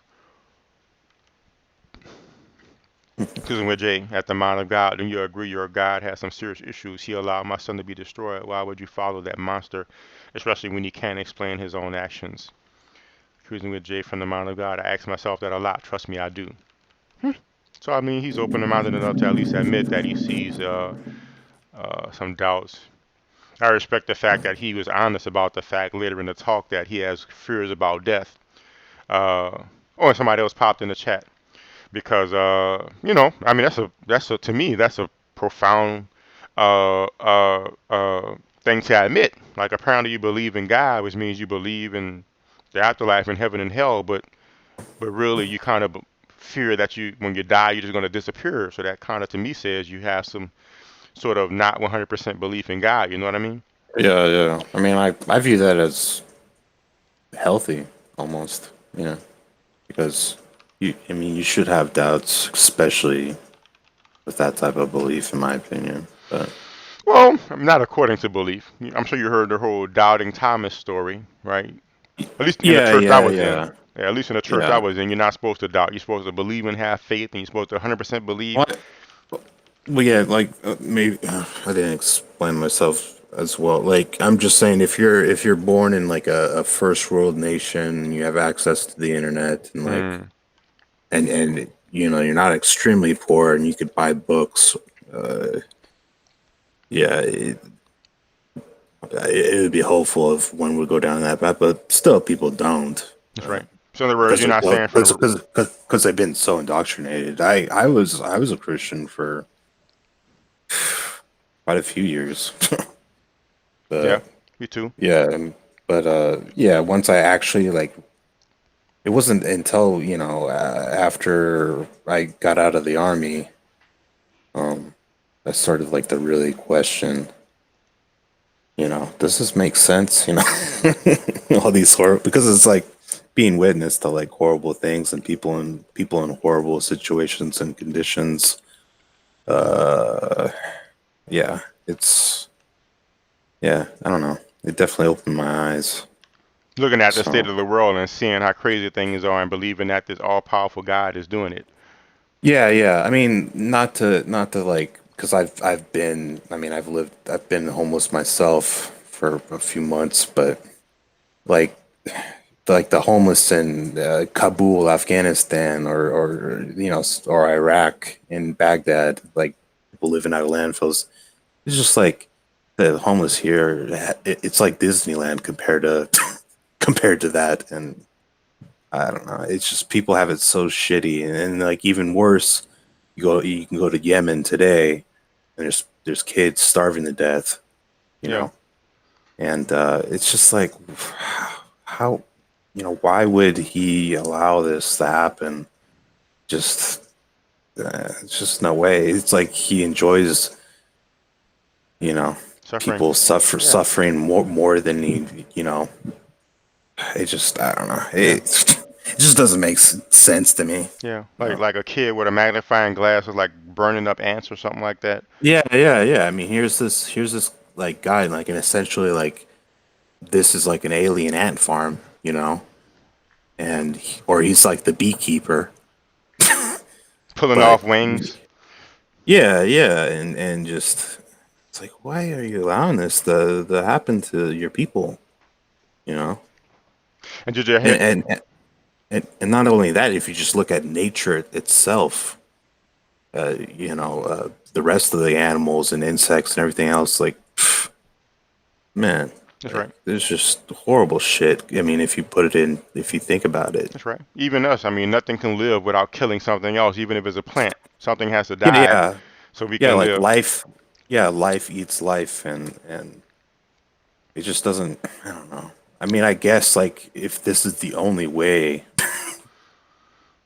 uh, I guess it makes. I mean, it would make Yeah. sense. I But mean, the fact that we I can don't know. conceive of a different way. I mean, the fact that we can conceive of Yeah, an all-powerful being just making everybody not need to eat because he's all-powerful. He could do that. yeah. I Like, mean, yeah. Why didn't he make us like just skip biology and make us like nanotech based and powered from like sunlight or pla- something. like plasma Plasma, from the yeah. sun or yeah, yeah. Something where It's you like don't have to kill something. yeah, yeah. It's just the life eats life is just gone, Yeah, and man. things don't suffer, and I don't know. But I mean, if you have that belief, it's just like flat Earth. Like if you have the flat Earth belief, you have to justify the inconsistencies you see, and either deny it or lie about it or something like that, or just don't answer the question, just avoid it. So it seems like Mhm. that's the same thing what religious people do. Have to they have to believe in it. Because I remember I had this conversation with this guy when I was getting out of religion, and he said, and I started asking questions about religion and about the Bible and God and stuff, and he said you just have to believe and have faith. And I talked to another guy. He said the same thing, and he said, "Well, this was back when I was focusing more on the out of body thing." I'm like, "Look, I went out of body. I know afterlife is not like that, so that's it's not true. The whole heaven hell dichotomy and all this stuff. It just I know it's not real, and you can go out of body yourself." And he's like, "No, you got to just believe and have faith." And he said, "Look," he said, "this is the thing." He said, if I'm wrong, what's the worst that can happen? And I say, well, if you're wrong when you die, you just, you go to the afterlife still and you can reincarnate again and you'll be able to see for yourself. And he's like, okay. And he says, what if you're wrong? Then I could go to hell. So basically, he's afraid of hell. So he's like, well, okay, well, if I have to choose your way or my way, I don't mind being wrong, believing in God, because then if I'm wrong, then I'll just go to the afterlife anyway. But if you're wrong, I don't want to go to hell, so I'm just going to believe, so I don't go to hell. So really, it's like fear. It's really fear that's guiding him. Fear of burning in hell forever if he's wrong. So imagine that, a God that's supposed to be so loving that I'm going to threaten you with eternal fire. So Yeah. it's just crazy, man. But hey, but people believe it, man. But again, Oh like you yeah. said, I see what you're saying. Yeah, breatharians, exactly. My understanding is there are people on Earth. Like if you research the books of Robert Monroe, who was a very good out-of-body explorer, and he went into the future and he went into the past, like far into the future and far into the past, and he wanted to meet the most advanced being on Earth. And he met this being who's like about 1,800 years old, like 1,800 years old, and he doesn't have to eat, doesn't have to sleep. A physical being, and he doesn't have to eat, doesn't have to sleep. And Bashar confirmed this as well. Somebody asked him about the oldest being on Earth, and he said there was a man on Earth about 2,000 years old. And if you look into the Indian culture, they'll talk about their swamis and yogis and stuff that live in the mountains that's living for hundreds of years, and some of them don't have to eat, or they can transmute matter to make food out of whatever, out of dirt or whatever. So, I mean, even human beings today, you could develop the power of your mind enough to where you don't have to eat. But yeah, but I mean, if God wanted, if there really was a God and He was all powerful, He can make it so that we don't have to kill something else to live. But again, if you come from the perspective of A Course in Miracles, the recognition that you have this insane mind that's trying to be separate from God, that's trying to maintain His existence, and being separate and made a universe of separation, then it all makes sense. You have this insane psychotic mind that's trying to maintain its existence. So it has all this death and destruction to keep our attention focused on the world and away from the mind, because as mind, like I said in my experience, this is painful and as deplorable and as hateful and all it is still just a dream. And you can change your mind and it could all disappear in an instant. In an instant, all of this can go away. And that's one thing I learned in that experience. This world seems so physical and solid, and we seem so trapped in this perspective, but it's just an illusion. And then in an instant, it could all go away, and you realize even now you're the universal mind, deceiving yourself to protect your separation. But it all could just go away instantly by changing our mind, because the mind is doing all of this stuff. And but from that perspective of the mind creating this illusion, we need something to justify that pain of being separate. So then it makes sense why we make because we can make it any way we want is our dream. But we make a world where our father dies. So when the pain of our guilt comes to the surface from being separate, we can say, yeah, of course I'm pain. I'm in pain because my father died, or of course I'm in pain because I stubbed my toe, or of course I'm in pain because I have to, or whatever, or of course I'm fearful because they might be trying to put the mark of the beast on me. Basically, all the pain really comes from the guilt in our mind from being separate, but the world serves as a scapegoat, so we could blame it on the world and keep the illusion of being separate intact. So from the perspective of A Course in Miracles, it all makes sense. And again from the perspective of my own experience, where like more and more as I apply it, it becomes less what the book theorizes, you might say would be the case, to wow, I experienced this and I can see how this is the case. So I'm pretty sure eventually I'll reach a point to where it'll just be 100% experience. I'll just absolutely have first-hand experience of everything it says. But cool, to keep on going through the comments, I'm about halfway through the video now. So, Cruising with Jay says, the mind of God, think about it, dude. If someone told me to kill my kid in their name, I'll tell him later and then call the authority. That's seriously fucked up shit. so, so he's talking about the Moses. Was it the Moses story where he was told to kill his kid, but then God was just testing him? Was it Uh, Moses? not Moses, but I know what you're talking Jacob? Yeah, about. yeah. There was some story where God was Yeah, like, sacrifice your son to it's me, in and he the was about to do Old it. Testament. Yeah, yeah. Yeah, So, yeah, yeah. and then there's a Is it story true? of Job. He like took everything away from him and gave him illnesses and what, just to Yeah, have some yeah, kind of pissing contest with the devil? No, no, he yeah. believes in It's, me more. No, he believes in me more. No, he's going to throw you away. No, he really believes in me. Okay, let's test it out. I'm all yeah, powerful it's, and I know absolutely everything, so I know he's what he's going to do anyway. But I'll put him through hell anyway. It boy, oh my gosh, yeah, yeah, that's psychotic, man. yeah. It's wild, wild stuff. Yeah, people believe this stuff, man. Like, dude, I really believe that. Like, with my understanding now, if I believe God was like that, I mean, you'd have to be terrified every day, all the time, because you never know when He's going to like Yeah, throw a plague at you. You know what I'm saying? yeah, I mean, He could just throw a plague at you just to see if you really believe in Him, even though He already knows, because He knows everything. But still, He's going to throw the yeah, plague at you just to see, just to, I guess, show the devil. It's just crazy, man. yeah. Yeah, yes. No wonder why you have to be God fearing. Are you God fearing? Yeah, man. I'm God fearing, all right, dude. Yeah. Reason where Jay says God gets pissed at His own creations because He gave them free will to do as they wish, decides to kill them all with the great flood. Why be part of that? So I totally agree with that. But couldn't you see how mind of God could possibly take just as much offense to this as cruising with Jay took to when mind of God said, "My only Father is in heaven." You know what I'm saying? So it seems like it's going both ways. I can certainly see mind of God saying, "What? Don't talk about my God that way." And He works in mysterious ways, and don't you say that. You know what I'm saying? So I see it going both ways.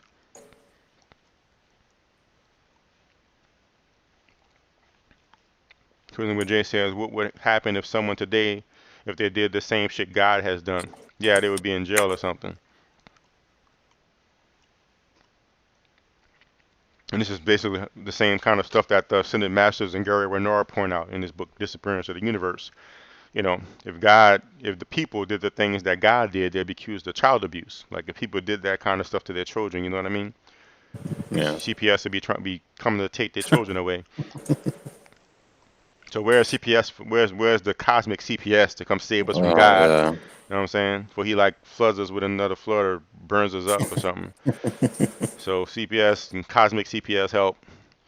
I never had my childhood questions answered. This is Gently's channel in today's comments. So I'll try to keep up with the comments this time so that I don't make another comment video on today's comments. So Gently's channel is saying, I never had my childhood questions answered, so I could never believe in a God. The most obvious question I remember was if everything needed creating by the same logic, who created God? Very good question. So I was talking about the universal mind. I didn't talk about it in too in depth because I guess there's really not much to say. But even the dreaming mind doesn't exist. And as far as from the Course in Miracles perspective, God, like the real God, that has nothing to do with anything, has always existed.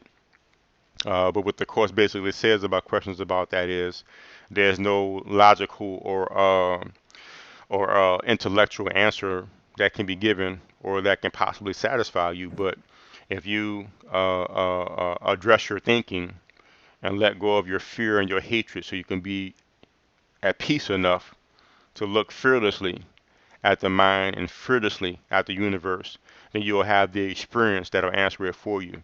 So what A Course in Miracles says is just the experience. You will have an experience that'll tell you there's really no logical answer that can tell you. Uh, so even though I didn't experience the whole thing yet, because obviously I'm here and I still experience myself as an individual, but that universal experience I had, I could certainly see how the mind as dream in the universe doesn't exist. It's an illusion, even though we seem to be here, but it's like a apparent contradiction. But I could certainly, my experience lets me know that that mind is illusory. It's contradictory as it seems that I could be here saying it's illusory, right? And I can sense or perceive uh, that reality beyond that experience of separation that we are. So, but I'm still working on the greater experience of that oneness state. Apparently, you can sort of have a sort of experience of it.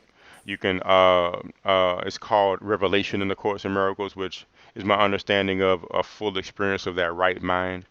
Sort of like that experience of perfect love and perfect acceptance that I experienced, but even greater.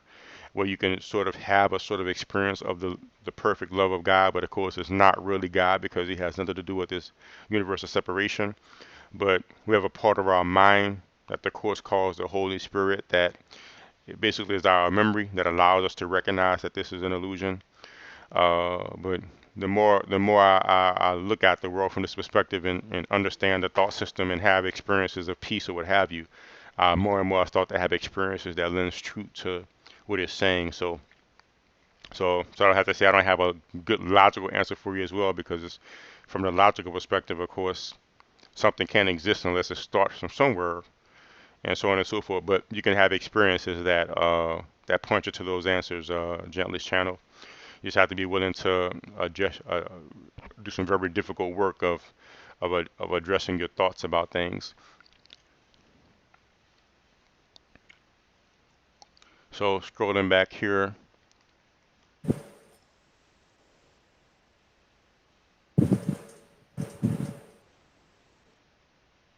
Cruising with Jay, Sean Hawkins says, Cruising with Jay, God is like the kid in the Twilight Zone movie. He says, okay, do what you want to do. And when they start to leave, he sends them to the corn. Do you know that episode of Twilight Zone? It's really my favorite episode of the old Twilight Zone. You know what he's talking about, Loken? No, I think I've only seen like one or two Twilight Zones, the black and white. Yeah, man, you gotta Yeah. see it, man. Basically, it's this kid who's all powerful, and he's a kid. He's a normal, everyday, psychotic, assholeish kid. and, it's scary, man. But if you look at that, it'll make you think about God. Basically, he's like God, like the biblical God. Basically, the stuff he does, man, is terrifying. That's the scariest.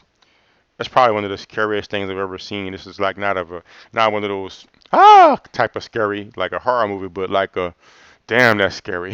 You know what I'm saying? It's like ooh, man, Yeah, I can't like imagine the that being real. horrible if that was reality, you Yeah, know? ooh, man, it's scary, man. Ooh, you gotta let me try to find the title of that thing, cause if anybody has not seen that, I would definitely suggest seeing it. Twilight Zone, the Corn Kid. It's a Good Life. Yep, it's a Good Life. Let me see here. Yeah. So it says it's a Good Life. This is season. Um, how does it say what season it is? Oh, season 3, episode 8. So the Twilight Zone, the original one, season 3, episode 8. It's a Good Life, and you can find this stuff online nowadays. On an isolated family farm, a young boy with vast mental powers but lacking emotional development holds his terrified family in thrall to his every juvenile wish. That describes God. There's an omnipotent being that's lacking emotional development, holds all the universe in thrall, captive to his every juvenile wish. What? I don't know. Let me harden the Pharaoh's heart. And now go ahead and escape. And I harden his heart, so he's going to stop you. So great. Now he's trying to stop you because I hardened his heart. So now let me throw some plagues on him. So now you see how Yeah. powerful I am. That's crazy. That's crazy. But the Bible says that happened. Go ahead and read the story of Moses and the Pharaoh. God hardened Pharaoh's heart. That's how that stuff all started. It wasn't because the Pharaoh was just some evil dude. God literally made him evil by hardening his heart and then beat him up because of his hardened heart that he gave him, just so he can show how powerful he is. That's crazy.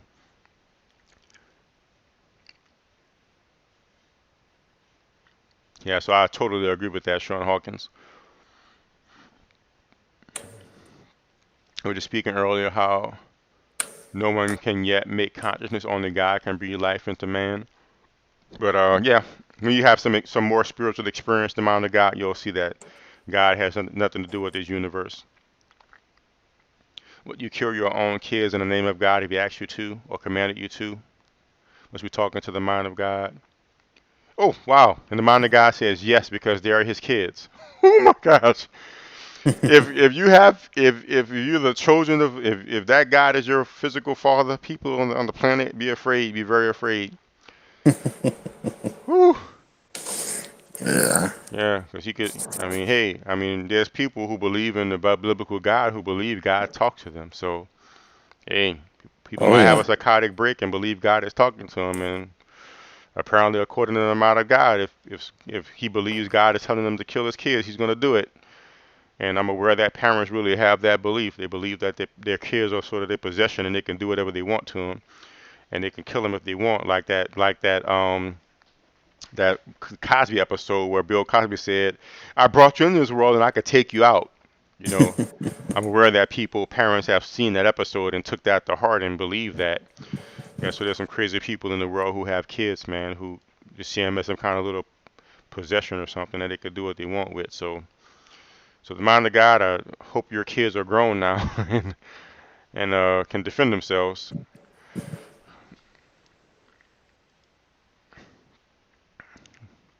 And Sean Hawkins says, you don't worship the God of the Bible, you worship the flat earth God. The globe killed your God. Oh my God, Sean Hawkins is vicious, man. Oh yeah, man. He's the Yeah, attack dog. yeah. I be watching his channel when he's doing those like he'll review like a flat earth debate. Oh gosh. Starts screaming and yelling. Woo, he's like, Easy, man, yeah, easy. you moron with them. Like, God, Sean, man.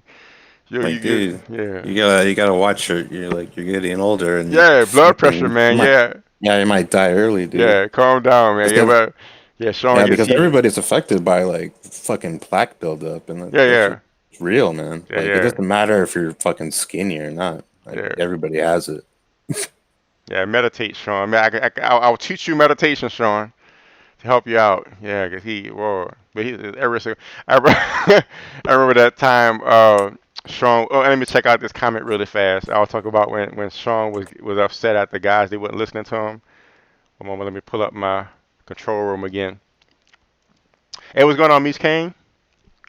Yeah, yeah, yeah. I want to answer the questions in the video because I was talking with the people in the hangout, but I want to come back and respond to all the live questions in the video. So I'm going through the video.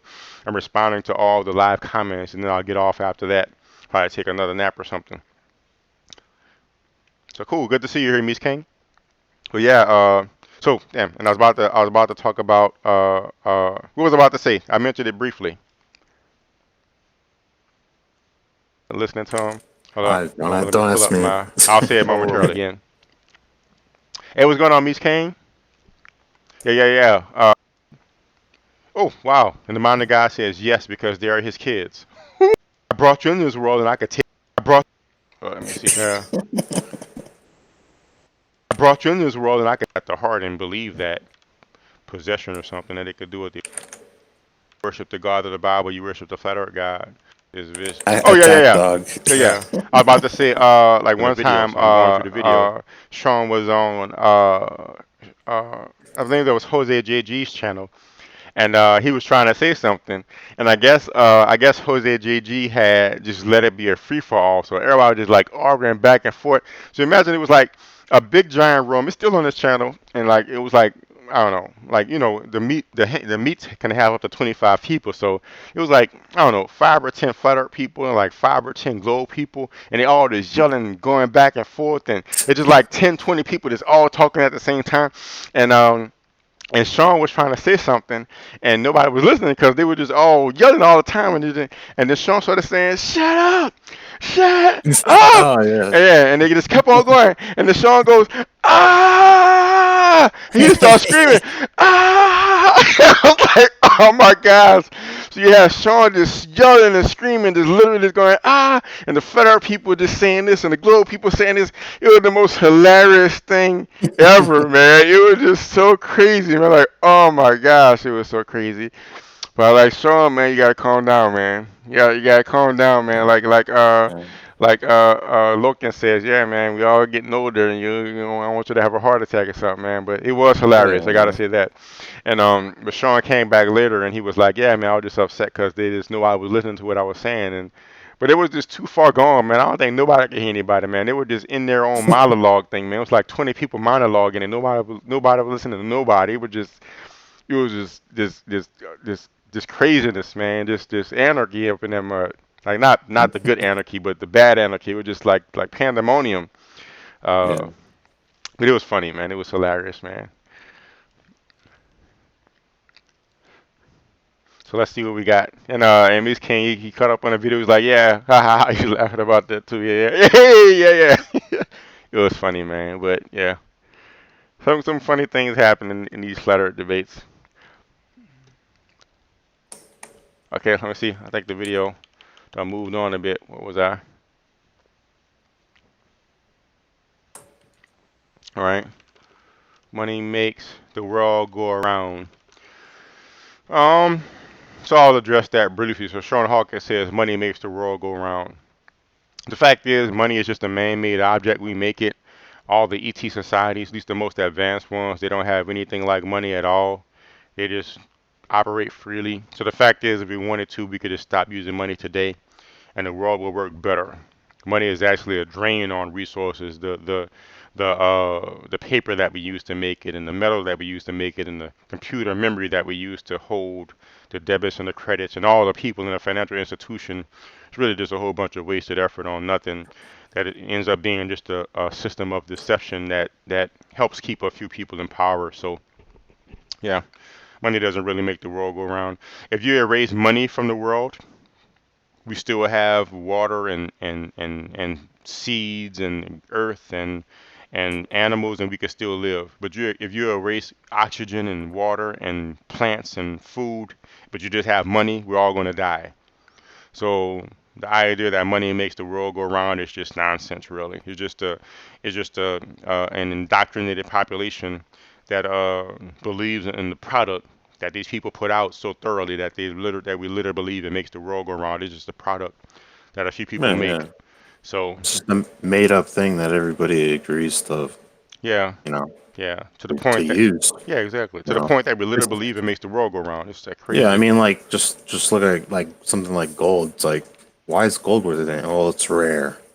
Like what? And then they decided it was going to be worth something like thousands of years ago. Yeah, exactly. But from the technological perspective, we could understand. Like, matter of fact, I think you Well, brought out that article how yeah, yeah. it's I a good mean, gold conducer. is awesome. Yeah, for many things when it Yeah. comes to technology. But back But then, it looked shiny, right?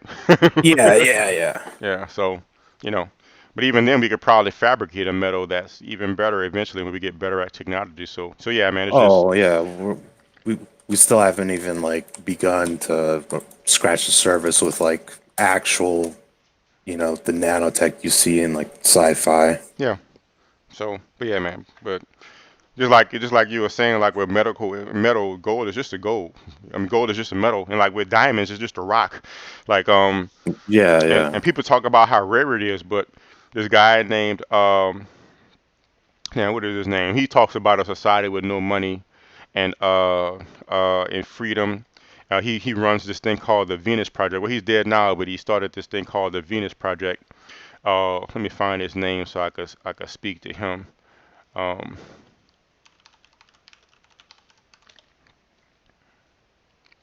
the Venus Project.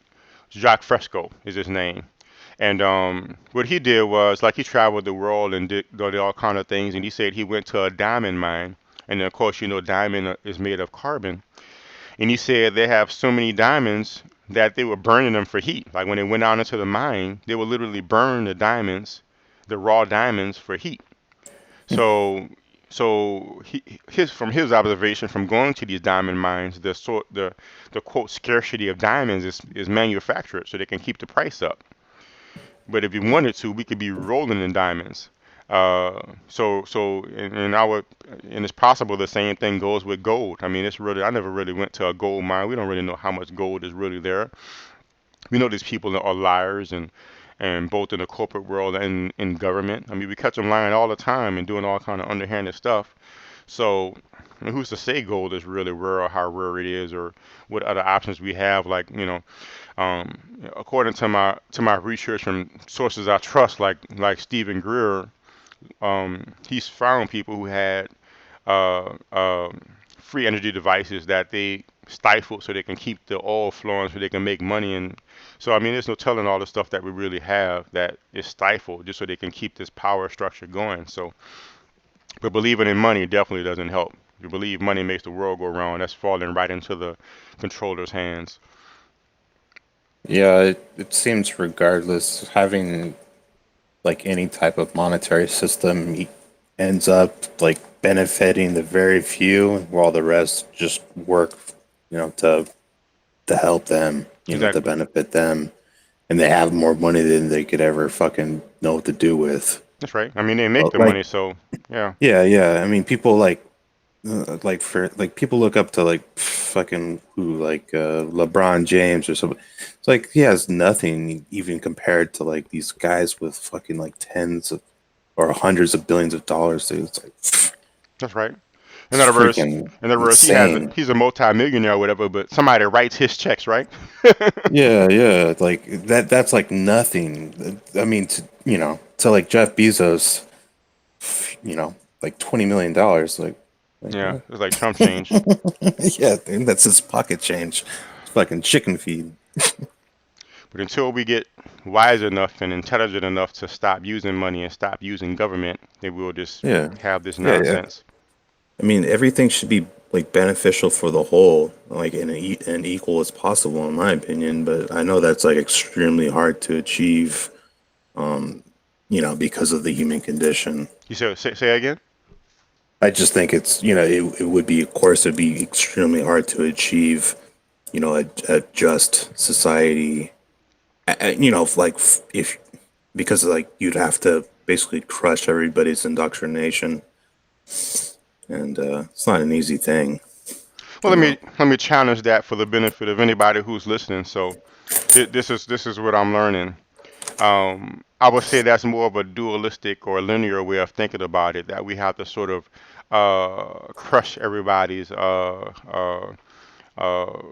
perspective to make the world a certain way. And from a certain perspective, that's true. Um, but really, uh, uh, there's multiple timelines, and so it's possible that there's a timeline where people have uh, given up money and given up government, and they live freely. So what is stopping us from experiencing that is our own thinking. So in other words, like according to the Pleiadians, we make our own reality, and the timeline we exist in matches our vibrations. So Mm, if we experience a world of tyranny and stuff, guess what? That's it. That speaks more about us than the world from that perspective. So mm. the reason why we experience this world is because we have tyrannous tendencies or fearful tendencies, and we're in the world that matches our thoughts. Like But kind of manifesting our own reality or something. to a certain extent, but even just basically vibrationally aligning with what matches you. It's sort of like I'm pretty sure you saw that experiment with like you put oil in a beaker and water and sand and how it all finds its level, Yeah, right? yeah. They all So separate. yeah, so Yeah, each of yeah. these things has its own level of density, so it finds its level according to this density, and that's just what it does.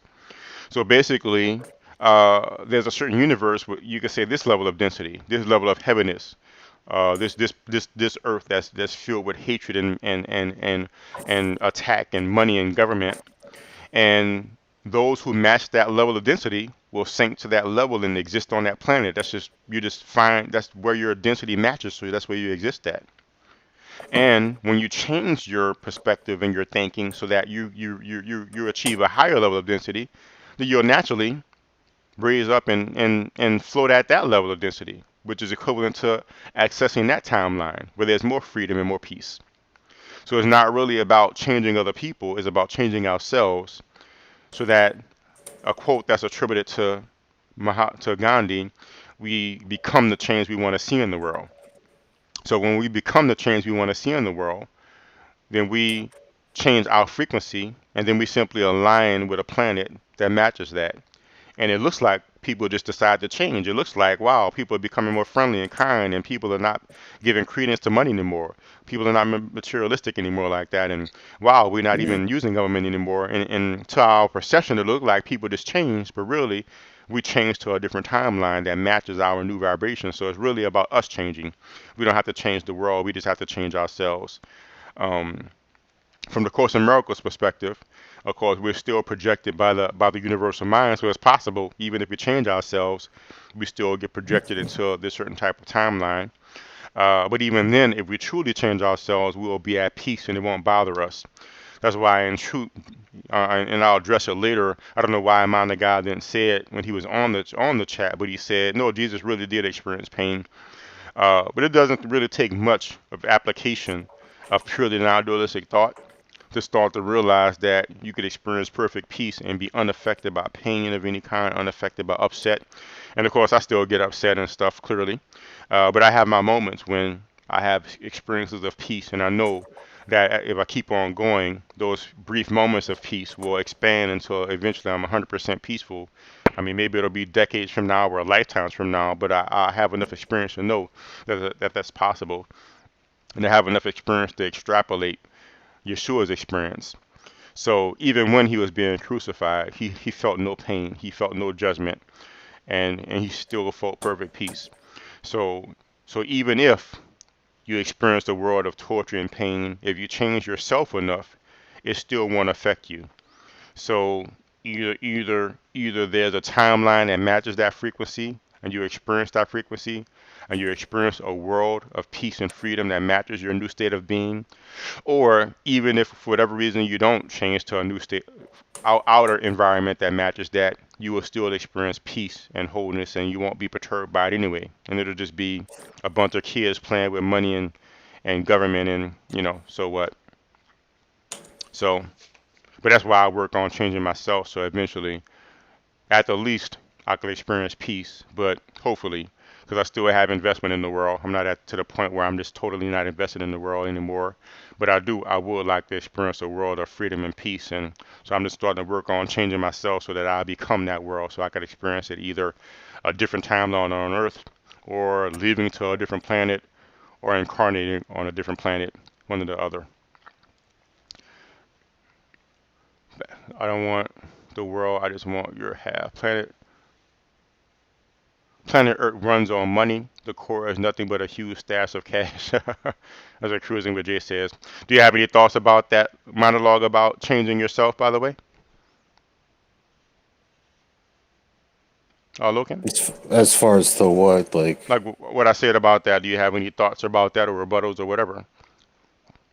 I don't know, no rebuttal, but I just I just stand by like what I said. It's not gonna be like an easy feat to kind of undo like the damage that has been done when it comes to our current system, especially since it's like pretty much a global economic system. And Well, I'll tell you this. You're right. You're right. Because since that's your yeah, belief, I'm sure you'll continue to align with a planet that matches that. But for the people who are open to what I said, I just want to make sure I empower them to realize they can change themselves and experience something different. But I'm sure you're right. In my experience, you believe that. That's your perspective, and I'm pretty sure you'll continue to align with the Earth where it matches that, and it will be as hard as you want it to be. So have fun with that. So, I mean, I don't want it that way, but mm, you know, cool. I don't know.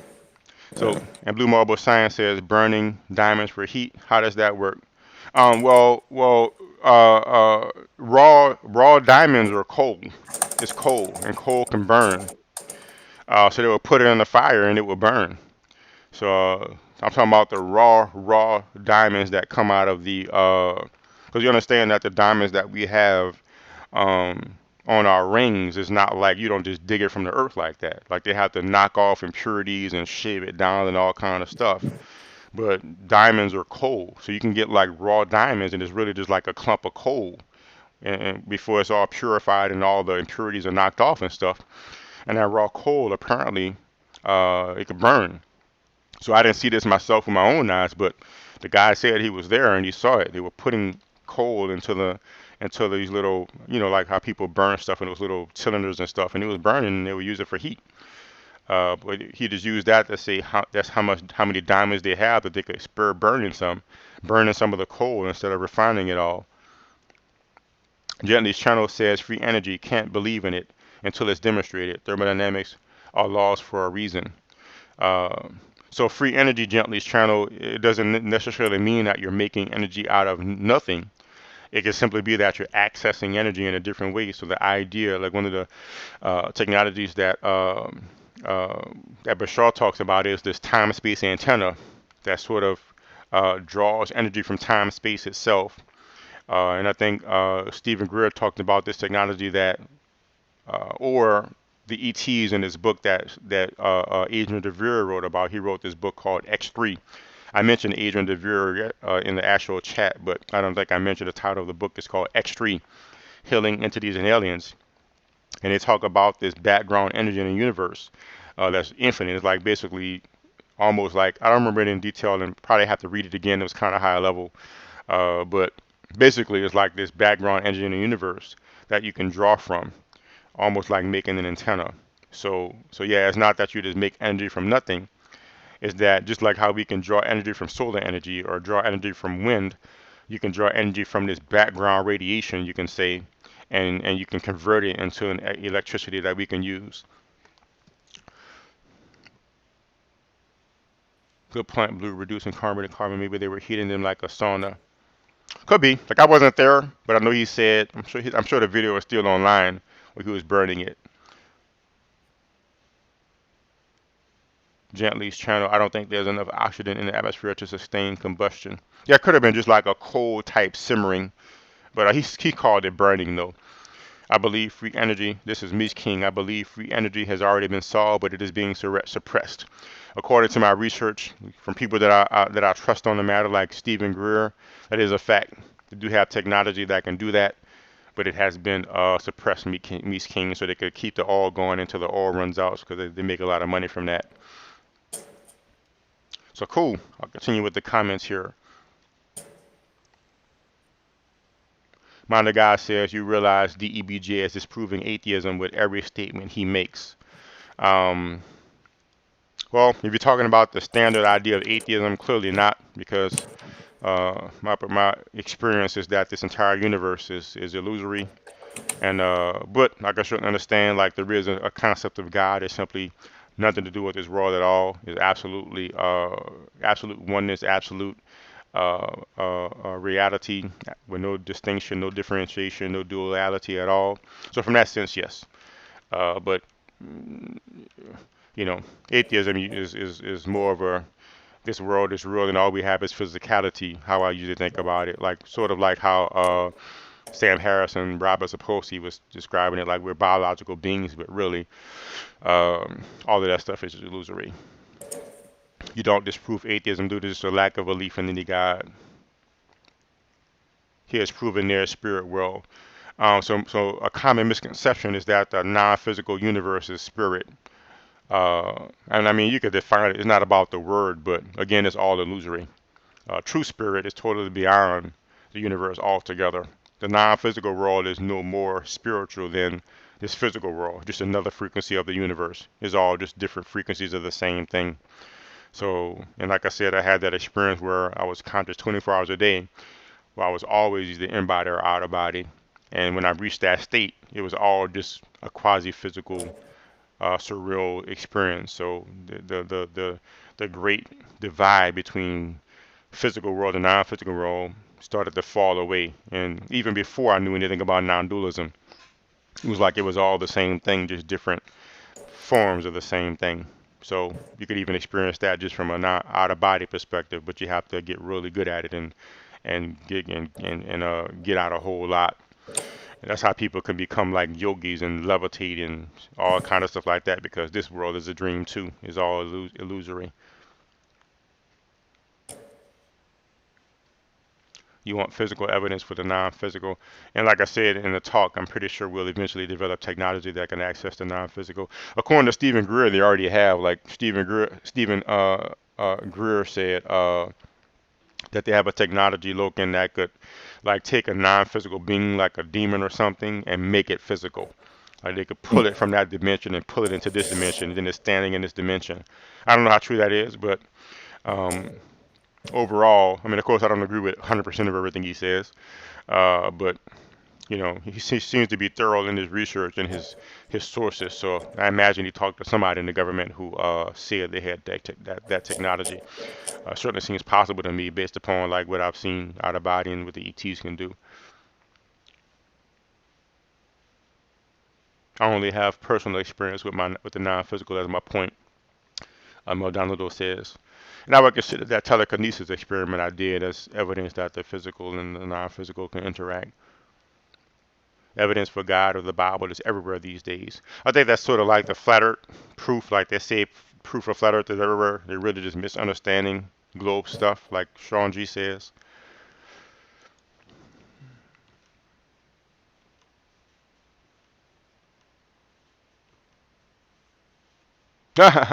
The mind of God says Anexito has been timed out in the non-physical way via the mind of God.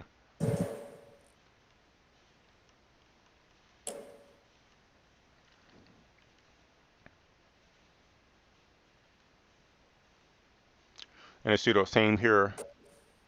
Okay, what happened here? Oh, and Exito said I was dragged out of my bed as a child. And Cruising with Jay says same here, but later we figured out it was an abuse. It was an abuse in-house babysitter we had when I was a kid. Interesting.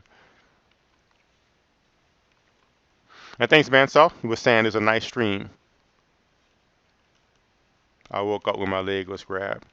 I talked about that the other day, how non-physical beings do poke you and grab you, and they might pull you and drag you out of body sometimes. It does happen.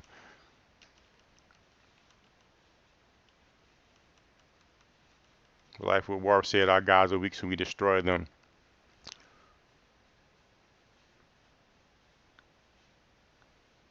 Um, Cruising with Jay, the mind of God. What I've read about your God, there is no love in that guy. And of course, that seems more like a jab, but of course that's not true. You read the Bible, and God is described as doing some good stuff too sometimes. You know, like apparently he sent Jesus here to die for our sins and stuff like that. Even though it's kind of morose as well. Like, why don't you just snap your fingers and do it? But um, I can certainly understand the idea that God loves the world and things. So I mean, I understand religious people have an idea that God is loving too. But that's duality, semi-dualism. He could be loving and hateful.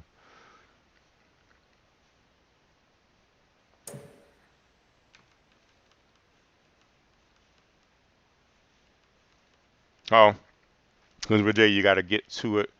Got to get it to match the rotation speed of the Earth. You take a tennis ball, give it a really slow rotation, and spray some water on it. Guess what? The water will stick to it while it's rotating. Cruising with Jay, but you got to get it to match the rotational speed of the Earth, which is like something like 0.0065 rounds per minute. Rotations per minute. Rotations per minute second. I don't know what he's saying there, but it's really slow.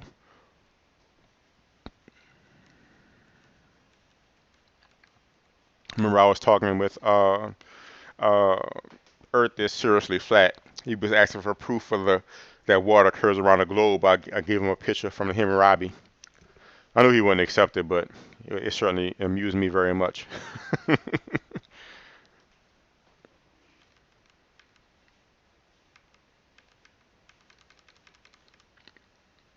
Right? Cruising with Jay, you can Google how to measure the rotational speed of the Earth and apply the techniques your own damn self and get the same result as how you Googled it. So what did mind of God say there? All right. Well, it is a fact that uh, other people love to not do their own research and experiments. They like do it for me. So I'm gonna start telling them to do it yourself as well, which I've already seen me start to do.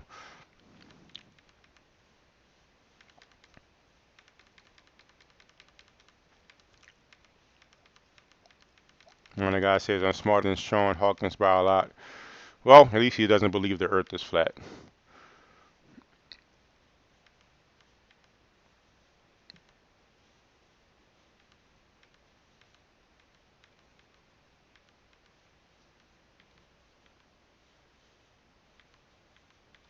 Terms. Okay, so to get into the flat Earth thing a bit. Let's see what's going on with the comments here.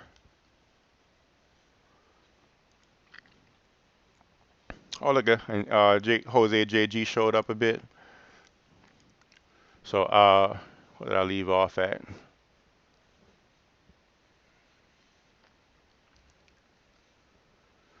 Gently's channel says, to be clear, when I talk about free energy, I'm referring to over unity. By all means, take energy from another system, but you absolutely will not get more energy from a system than is already in that. I would agree, Gently's. Real was called free energy technology that is make up energy from nothing. Some people may not have looked into it much and may mischaracterize it, but I've never seen it authentically described in that way from people who really look into it, like Stephen Greer, or how the ETs describe it in Adrian DeVere's book, X3 Healing Entities and Aliens. They're not just making energy from nothing, they're tapping into energy from different systems in a very efficient way, where the energy, the device taps into more energy than it takes to power itself. So then it could continue to run because it's drawing energy enough to power itself and to put out more energy. So that's the way it works. So it can draw more energy than it takes to power itself. So then it could just run until it runs out, till it breaks. And of course, they make things meant to last, where it could last for centuries, just running on itself, running on the energy it's drawing in, and putting out more energy than it's drawing in.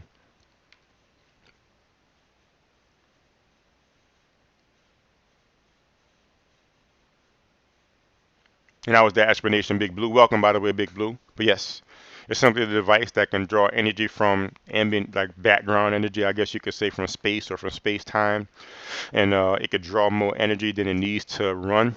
So it draws more energy than it needs to run. It runs, and the extra energy it puts it out, and then it could just keep on putting out energy with no pollution, no needing to be restarted or anything like that. And it could do it very efficiently.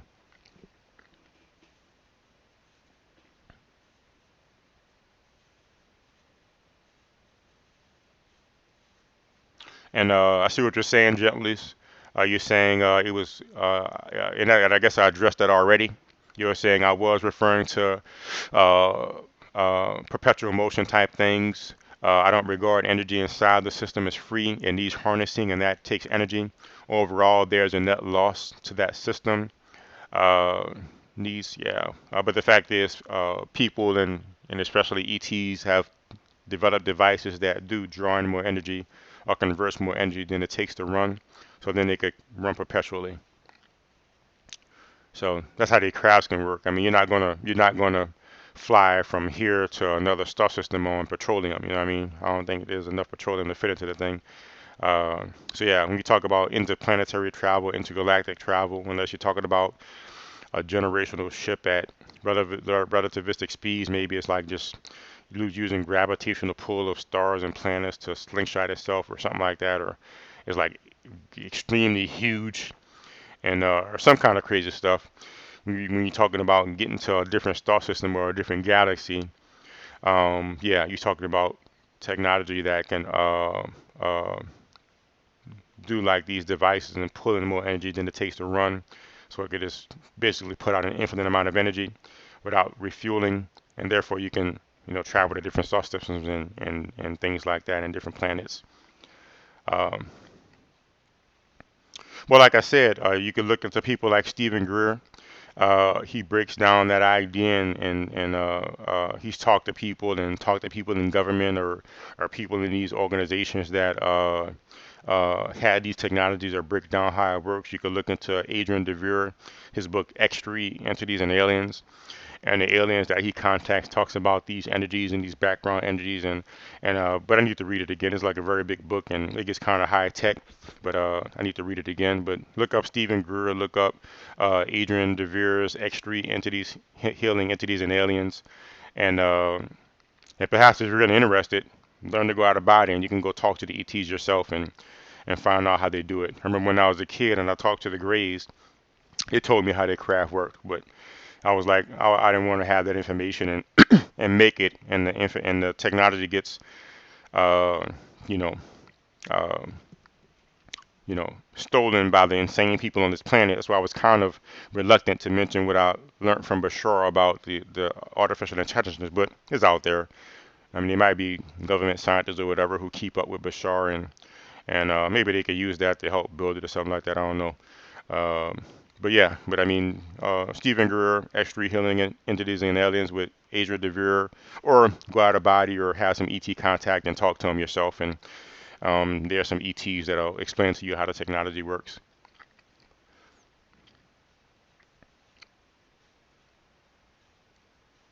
So I'll continue going to the video chat and I'll come back to the current chat. Let's see what we got.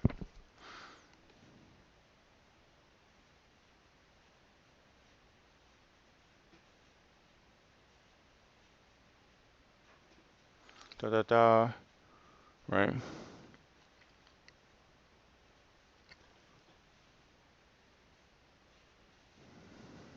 Ha ha ha. So Cruising with Jay was saying he's a pilot. The mind of God says, so you know the earth is flat. Let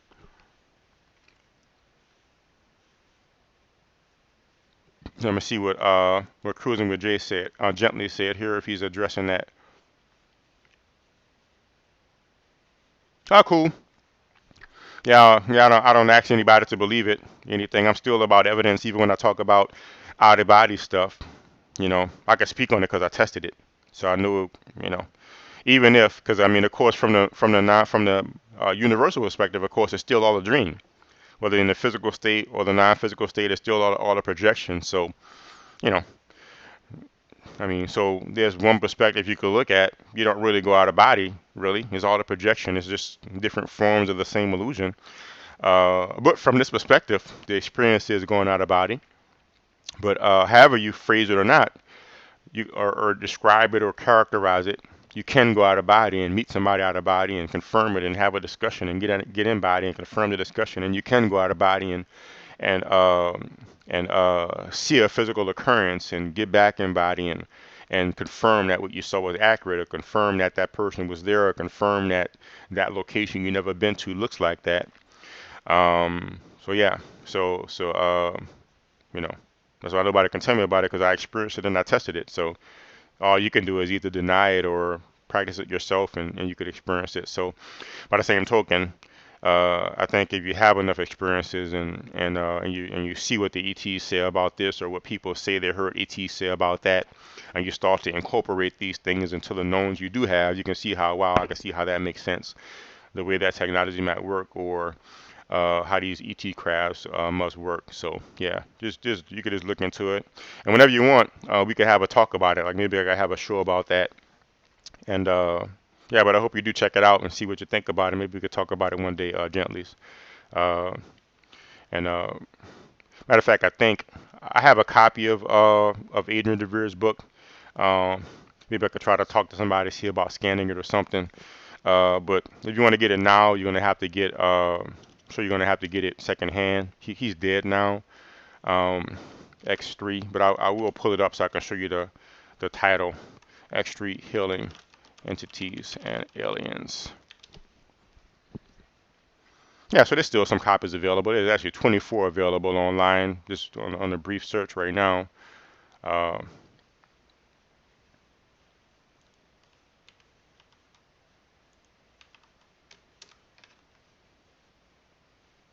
yeah, so just look up X3 Healing Entities and Aliens.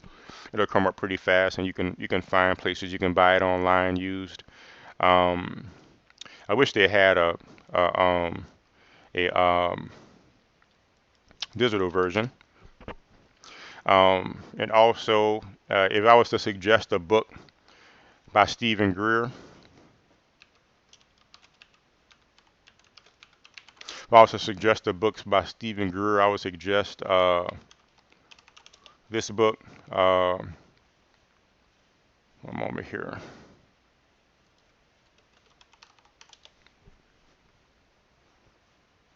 Hidden Truth and Forbidden Knowledge. And he shares several of his ET experiences. And you can get an idea in by proxy some of the technologies they have. Uh, and just look at some of his talks online, and some of the things he talked about in the evidence, the sources he got it from. So, but I would say that's because again, I can't remember directly what the ETs told me about about their technology, but You can look into those things and see some idea about how the technologies work. Uh, this Stephen Greer. Also, Riley Martin. He has a book out called what is his book called? Riley Martin. Mm, oh, The Coming of Tan. And you could pick up some things about the technology as well. So yeah, check those things out.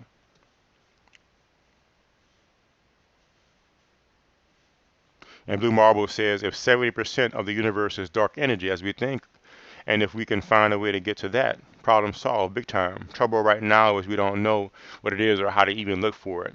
But the fact is we don't even have to go that far, or maybe even the technology they have does tap into that dark energy, but there's already technology on Earth right now, according to Stephen Greer, that can do that.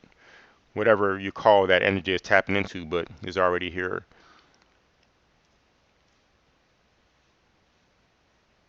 I'll see what I can get on PDF. Darryl, dare say they're around. Well, if you find one of those, please give it to me because I like being able to search in the PDF.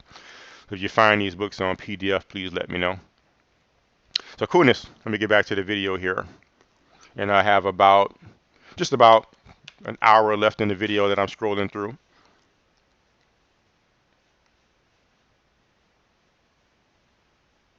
Oh. So apparently Mind of God and Jose JG don't get along too well.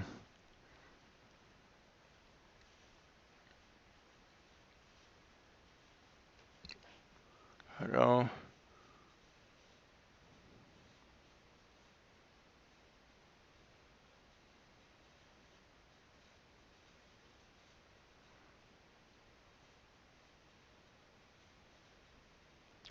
Join. Jose says I really can't listen to that piece of garbage. I'm out. I try for 30 seconds. I can't. Mind the God, it's just garbage. Man, what did happen between those guys? What shows aren't based on reality? Most of the shows in America are based on British sitcoms.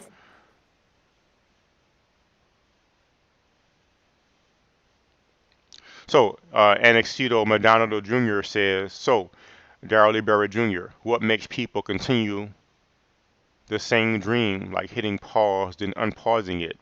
Well, I mean, if you're talking about a regular dream that we hallucinate, it's our hallucination. We could start and stop it whenever we want. It's our hallucination. Like a regular, just nocturnal dream is just our own hallucination. Just like how we could be physically walking around and we can daydream, and we're seeing this hallucination, even though physically our eyes are open and seeing our environment. But yeah, a regular dream, you're hallucinating it, so you can start and stop your hallucination whenever you want. Uh, it could also be accessing a different dimension. Like I learned early on in my experiences that if I wake up from a quote dream or from a lucid dream or from an astral projection, I could intend myself to go back right back to it, and I'll just go straight to that same environment and continue where I was. So it could be an out of body experience where you was actually at a non-physical location and you can simply go back to that same location. And of course, the beings that were there didn't leave, so you go back and you see the same beings, and it's just like I could walk out a room and then go back into that same room, and I went back into the same room. So if it's a regular dream, again, you could just hallucinate the same thing. Or if it's a non-physical experience, of course, you can go back to the same experience. What's going on, Big Blue? Welcome. Get this thing off mute. How you doing, Darryl? No, good, man. Glad to see you on. And Junior then says my nephew would talk about being older when he was younger. Yeah, I went through time. I've seen my future self before. I'm aware that my future self is going to come visit me as a kid when I was out of body. I haven't done that yet, but eventually I will. So I had a very definite experience where I saw my future self in one of my out of body experiences. And Robin Monroe talks about that as well. He saw his future self out of body, and then he went into the past and became that future self, visiting his past self. At the time, he didn't know that was his future self, but his future self, when he visited him out of body, I've had that experience. So yeah, we could definitely go out of body and see our future or past selves. Um, Hey, what's going on, Bandsaw? Says the minor God crucifies himself. And I'll be away for a short while. I'll be back. And Big Blue, you said Jose and Mind of Dog don't play well together. So what do you think about the talk about what's going on so far, Big Blue, about my responses to the live chats from the last video? I don't know how long you've been here, how long you've been hearing. I haven't been listening to it for very long. Okay. Darryl, I jumped in just a little while ago. Ah, cool. That's what we're talking Found the about. diamond, Go found ahead. the diamond comment pretty interesting. Yeah. And so I'm pretty sure you can still find that talk online. Just look up Jacques Fresco, and he has a lot of talks online. I remember he was giving that talk. And basically, what happened is yesterday, Loken here uploaded a video on Sam Harris talking about free will, and I told him, yeah, I have a different perspective on that basically, and we could talk about it tonight. And he also shared a video by Robert Sapolsky, and so we watched those videos, and then I gave my experience and perspective on free will and non-dualism and the non-physical dimension. And the talk was so involved, I didn't really look at the live chats too much, but I always like to address all the live chats. So right now I'm just going through the video, just answering the live chats. Okay. And any questions or comments y'all have along the way. So this is really realizing the shape 34 from yesterday. I just have it presented there so y'all can keep up with what I'm seeing in the on the live video. And I'm just going through the chats, and I'm making sure I keep up with these live chats as well along the way, so I don't have to make a second live chat video. So Right. Gotcha. so cool. Let me see what we have here. So I answered that question by Junior. Uh, Answered the future singer, future self. I wish I could sleep longer than 3 to 4 hours. Just practice, Junior. Like when I get into the habit of waking up and not sleeping long, it's hard to sleep longer than 5 or 6 hours for me now. While I'm up now, I only slept like 6 hours and popped up, and then here I am. But I find that if I just keep making myself, if I just lay there and don't get up, eventually my sleep will start getting longer and longer and longer, and I can start sleeping 8, 9, 10 hours again. So I'm gonna have to start doing that again, especially if I'm gonna start practicing out of body again. But you could train yourself to sleep longer and shorter. It's just probably you just sleep 6 hours, then pop up and start doing stuff, and you get into that habit. But if you just don't get up and just make yourself lay there, had to do that several times throughout my life. You could train yourself to start sleeping 10, 12 hours if you want it. You just have to just lay there and not get up until you start sleeping longer and longer. And no, I messed up the chat. Where was I? I was at about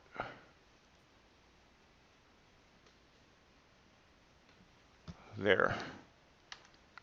So let me go back and bring that back up. So messed up my chat placement. Should be easy enough to find it again though.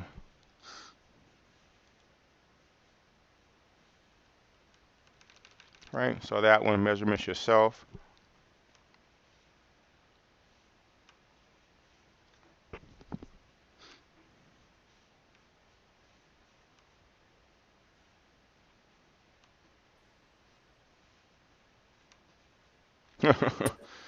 Trips me out when I see that comment by Jose.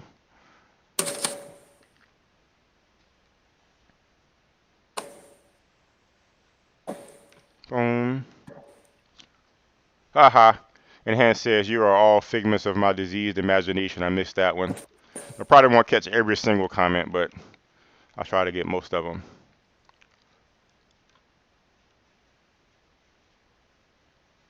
Address Aldonado getting longer sleep. So interesting. And Hans says, maybe we live in a multiverse of infinite universes existing in the same space. The closer one's almost identical, and if something stressful happens to you, to another, it may bleed through. Yes, that is actually true. It's not infinite, but there is a multiverse. I've actually accessed other timelines via the out-of-body experience. So yeah, anybody could do that if you get good enough. You could access ultimate timelines and experience alternate versions of experiences happening. I talk about it, and I won't go in detail right now, but you can read about it in Travel Far. I'll put the link out for y'all again. But if you go to Travel Far and go to the chapter on, I believe I have a chapter on going through space time. Let me see here.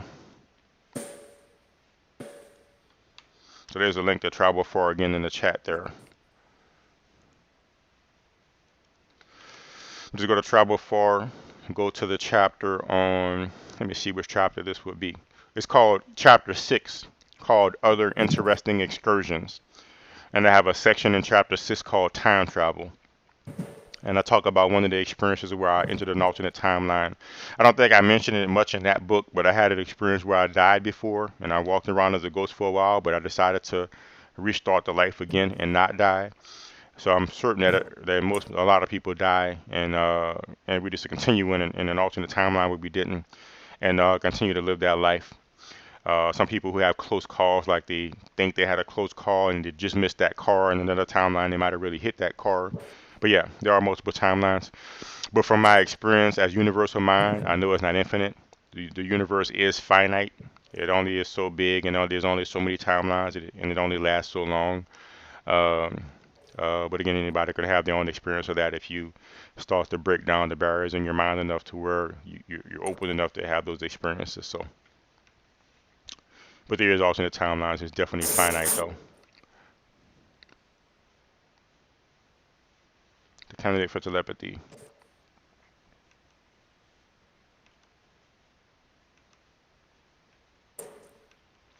And Hans says entanglement seems to defy the normal light speed limit on transfer of information. That is correct. There's only one mind projecting everything, so really everything is in immediate contact with everything else. It plays out in different ways how it plays out. Sometimes it might be telepathy or sending out waves, or even talking right now. It's just illusions that symbolize the fact that really the mind is one. But that's how we can think about something. Like apparently we think about a star, a galaxy away, and we affect that star immediately. Just like how the split window experiment, how something is only a particle or a wave if we're paying attention to it. So yeah, because we're aspects of the mind, we could be quite powerful if we open up the full power of our mind. But to keep the game going, we limit our minds either purposely from this level or definitely from the universal level, so we can keep the game of limits going. But anybody could develop some psychic powers if they put their mind to it enough and experiment that stuff. Like I said, I was telling them yesterday, it took about a month, but I got to the point, Big Blue, where I can make a needle spin back and forth I made a set a needle floating on a glass of water, and I got to the point where I can make it spin back and forth according to my will, telekinetically. That, So I'm sure anybody can do that. There's been stuff like that reported all down through history. Exactly. So, but I was always one about evidence and experience, so I tried it myself. What's the best source you found? What do you say? I haven't looked very much, Darryl, honestly. I mean, I've just heard about it. But it's a pretty easy experiment. Just take a glass of water, get a sewing needle, set it gently on top of the water so it's floating, and just practice trying to make it move. Well, when I figured out I couldn't, I was unable to even make the fucking dog sit. I decided trying to make things move by telekinesis was not going to help anything. By the way, one tip that the Ascended Masters gave for animals, they said that animals are very telepathic, but they're very visual. So they said that if you visualize something towards your animal, they'll pick it up better. So maybe you should try that. I plan on going in the woods and trying that with animals, like maybe a squirrel or something, trying to practice with it. But maybe if you take your pet and instead of like trying to tell it to sit or will it to sit, visualize it sitting, and maybe even visualize it sitting and visualize yourself giving it a treat, and see if it sits and waits for your treat. It might take some practice, but I guess we're trying. Yeah, I was actually just being kind of off the cuff with that. I've got Pit bull is a very well-behaved animal. He'll do pretty much exactly what I tell him. Awesome. Pit bull. Except leave my food alone. He won't do that. He thinks if I'm eating it, he's supposed to help me. Yeah. I've seen people train their animals to the point where they can put food on their snout and they don't eat it until they sell them. Yep, I've seen that too. Which I think it's kind of sad, really. It's like, man, leave the dog alone. It's kind of, but I can certainly understand the discipline of it, though. Yeah, that does seem to me to be a little bit pushing it. Yeah, you know what I mean? But, I mean, the dogs don't seem unhappy about it. I mean, they seem, you know, but ain't no telling what they did to get them to that point. Yeah, they really want to do what you want them to do. Really? I believe that. I mean, make you happy. Yeah. I remember Robert Monroe, I guess it wasn't really a real experience, but the non-physical beings he were meeting, they were setting up these sort of simulations, sort of testing his reactions to things. And one thing about when you learn when you practice out of body, you can go into different reality frames, and that is your reality. And this entire world, if it's even remembered, is a dream. So I can certainly understand how when he's in those simulations, to him it's real. Just like when I accessed that alternate timeline, I was that self for that period of time. I didn't remember I was out of body going to an alternate timeline. I was that self until I experienced that piece of history that I wanted to experience the alternate version of. So, but in this experience, they tested him by having his beloved dog get hit by this truck. And one of the final thing he had to do was the truck that hit him. He took like a rag and put it into the gas tank and sort of smothered the dog. But he talked about how the dog, he could see in his eyes he was wanting help from him, and like he could tell the dog, you know, saw him as his master and please help me, you know, and that was his help. But just from the way he described it, it told me that you know, like the dogs want to make you happy and things like that. And even this guy, I don't know about this, but he said he had a different life as a horse. That's what he said. But he said he worked with horses a whole lot, and he said that he had an experience where he was working on the farm with horses, and I asked him, I said, what do you think about how the animals might feel? Do they feel like they're being put in slavery or whatever? And he said no. He said he worked with some horses for a while, and one of the horses he had was like would pull the plow or whatever, but the horse started getting old. So he figured, you know, I won't work the horse anymore to do the horse a favor. But he noticed the horse started getting agitated, and you know, you could tell the horse wasn't really dealing well with just not doing anything, and the other horses was going out doing stuff. And he said when he came with the saddle one day to bring the horse out to plow the pasture, he saw that the horse was getting all excited and jumping around and was so excited to be out being useful again, you know. And so what he said he did instead was, instead of just putting the horse up totally, and being that it was old, instead of it doing the full job, he like gave the horse a smaller area to work, you know, a smaller, easier area, and it kept the horse happy to be able to go out and do something. So I thought that was quite interesting. Yeah, that is. Definitely is.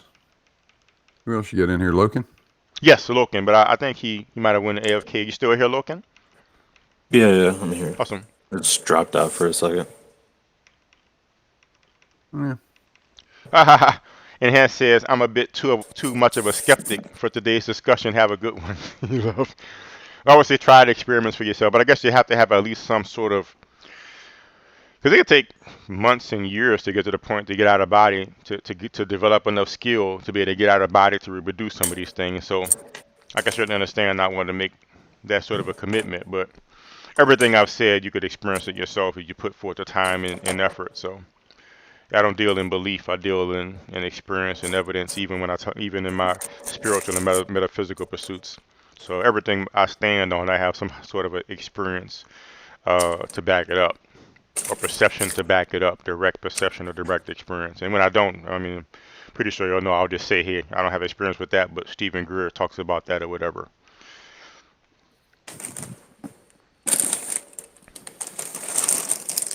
This must be when I was talking about Star Trek The Next Generation. Junior was saying, I remember that episode talking about different dimensions.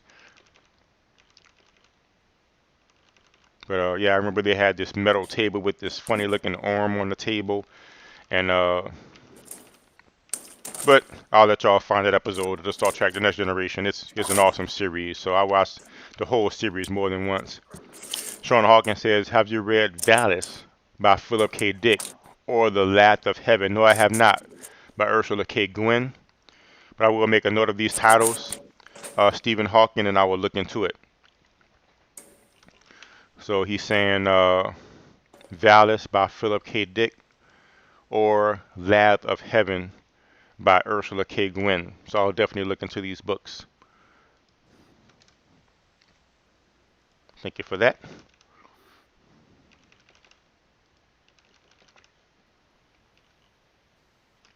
So let me move along here.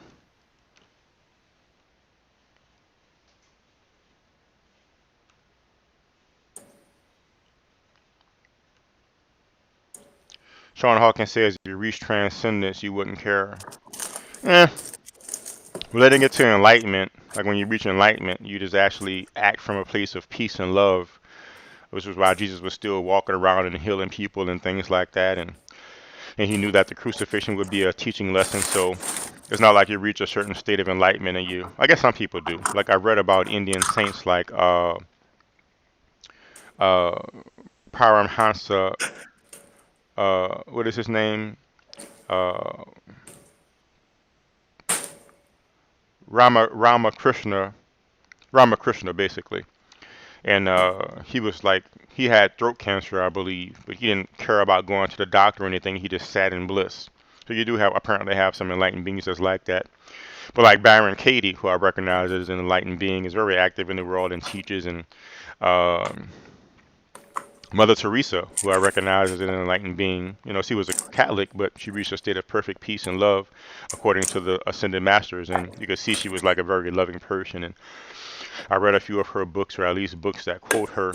And I read this uh, you know I saw this documentary called Mother Teresa. And what I'll do, I'll mute you momentarily to stop the background noise, Logan. But whenever you can, you can just unmute yourself whenever you want to. So there's this documentary called Mother Teresa, and you just hear some of the things she says. Like one of the things she said was, somebody asked her, they said, people look at you as a living saint. Like, what do you think about that? And she was like, basically, the way I see it is everybody's job to be holy, and it's my job to be holy where I am, and it's your job to be holy where you are in your life station. And another part, she was saying, just accept what God gives. So, of course, from my perspective, God doesn't have anything to do with this. But she believes in God, and from her perspective, God, you know, makes trials for you and things like that, and that's cool. That's her perspective. But the point is that she says, just accept. So the course, of course, does talks about acceptance. Having peace no matter what. And she says, uh, uh, if God puts you in the palace, accept that, peacefully without judgment. And if God's put you on the street, accept that. So she just practices accepting whatever her life situation is with peace and with acceptance and without judgment. So that's definitely a right-minded perspective, like from A Course in Miracles. It won't say that God made this stuff and gives us trials, because again, it's all an illusion. But it does teach the fact that ultimately we want to reach a state of absolute peace, to where no matter what happens, we're unperturbed. And you can accept, not to mean that you don't react or do something about it, but you're not upset or frustrated, and you can react or respond from a very peaceful place. So you can have people like Ramakrishna, who's peaceful. He just doesn't care and he lets his body die. But you could have people like Byron Katie, who go out and helps people, or Mother Teresa, who's literally picking people off the street. And but that's her expression of the love of God. And then like Yeshua, who was out teaching and going around the world and teleporting places and helping people and things and bringing people back from the dead and stuff like that. But even to him, it was just an expression of pure love. This is a demonstration of an expression of that love in his mind. So it could take different forms, but in the end, it's still coming from a place of peace. That place of transcendence can manifest in many different ways. And I agree. The mind of God, he says we all are going to reconnect back to our Heavenly Father. Pretty sure we understand we have different definitions of what that means. But like that verse I read from A Course in Miracles where it says the outcome is as certain as God. Everyone is eventually going to wake up from this dream. However you do it. Even Mother Teresa did it through Catholicism, but she was very pure in her application of what she believed, and eventually reached a point where she was absolutely non-judgmental, and she was able to reach a state where she didn't have to incarnate again. So I wonder why Amon the God said this. Like he says, so at this point I must have mentioned in the group chat that Jesus reached a state of perfect peace and he didn't feel pain because he didn't have guilt in his mind. He recognized the separation never occurred, so he didn't feel any guilt. But he says so he didn't feel any pain because he didn't have guilt in his mind and fear. But mind of God said Jesus definitely felt pain on the cross. So my basis for saying he didn't feel pain is not just that the Ascended Master said in the Disappearance of the Universe by Gary Renard, but simply that I've experienced in my application of forgiveness and right-minded thought moments when I experience perfect peace or when I transcend the body. So I know from experience that you could experience a state where you don't experience any pain or upset. I've only experienced it temporarily here and there, but I validated that experience myself. So I can see how, as I get better and better, I could eventually reach a state where I never get upset and I only experience peace, and it's impossible to experience physical pain. So I challenge you to posit what you base that upon when you say he definitely felt pain on the cross. What is your evidence for that? If you say the Bible, we've already both agreed that the Bible has been altered. So if you say the Bible, what is your proof that that verse is actually an accurate verse? Or if it's not the Bible, what is your proof? What is your evidence? So as far as or what is your experience or whatever. So what I'll do is I'll add that to I already have my Mind of God, Flat Earth topics. Stuff that I'm not going to talk with him about on Flat Earth unless he answers it. So I'll add a spirituality version as well. So give me a moment here. Oops. Did I? Oh, I have to uncheck this main one. There we go. So the Mind of God. So before I debate with the Mind of God on the shape of the earth again, he'll have to tell me what evidence or proof would I, Darryl Berry Jr., present that the images from the Himari satellite are real? Because we was going to talk about that, but then he said, I don't remember his exact wording, but it was something like, I already know about that, I already know what's going to happen, or that's not real, I already proved that, or something. And I said, well, so you already know what I'm going to present. I was like, well, we don't even need to talk then. So we didn't end up talking about that. So before I even talk with him about Flat Earth again, he'll have to tell me what evidence or proof I was going to present. How exactly do you know that's what I was going to present? Why is that evidence or proof insufficient? And what evidence or proof do you have that the Himari satellite images are fake? So what I'll add to that is, how do you know that Jesus experienced pain on the cross? So I know how I know he didn't, because I was able to achieve, if only temporarily, the same state of mind that the Masters and the A Course in Miracles points out, and Disappearance Universe points out. What's going on, Mies King? What's up, buddy? Can you hear me? Yes, I can. I'm Oh, well, actually I only got a couple minutes, but I just want to pop in and say that I deeply respect and appreciate the way you handled the time and out situation yesterday. Would have just let it go, and it was really nice of you to diligently go through and make sure what he was. So I appreciate that big time. You're welcome, man. I appreciate you saying it. And I saw your comment you had said, probably going to be somewhere up in there. You said, yeah, Darryl's cool. So I appreciate that as well. And you're welcome, man.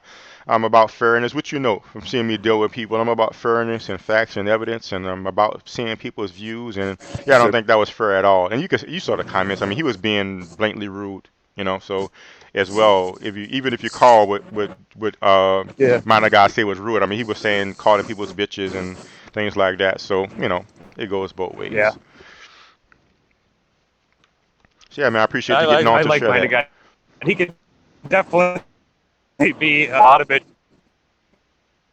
trolly sometimes, but he's an interesting. You converse because you both got very interesting and unique minds, so I appreciate that very much.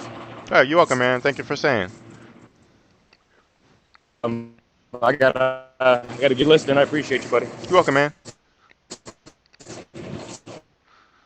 So that was the Mies King coming on to give a nice word, a nice kind word. So I appreciate that.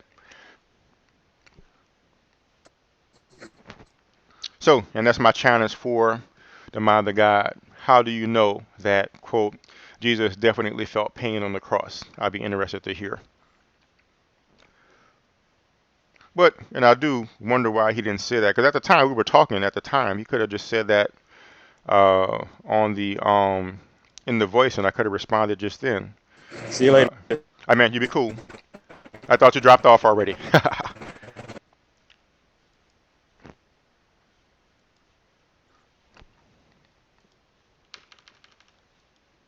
So let's see what we got.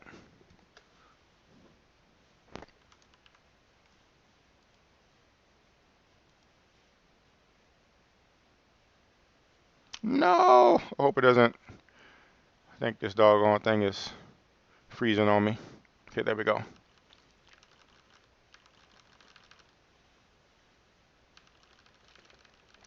People are saying that people are unsubbing them from did y'all experience that, being just unsubbed from somebody automatically? Loken or Big Blue? I don't think I've seen it.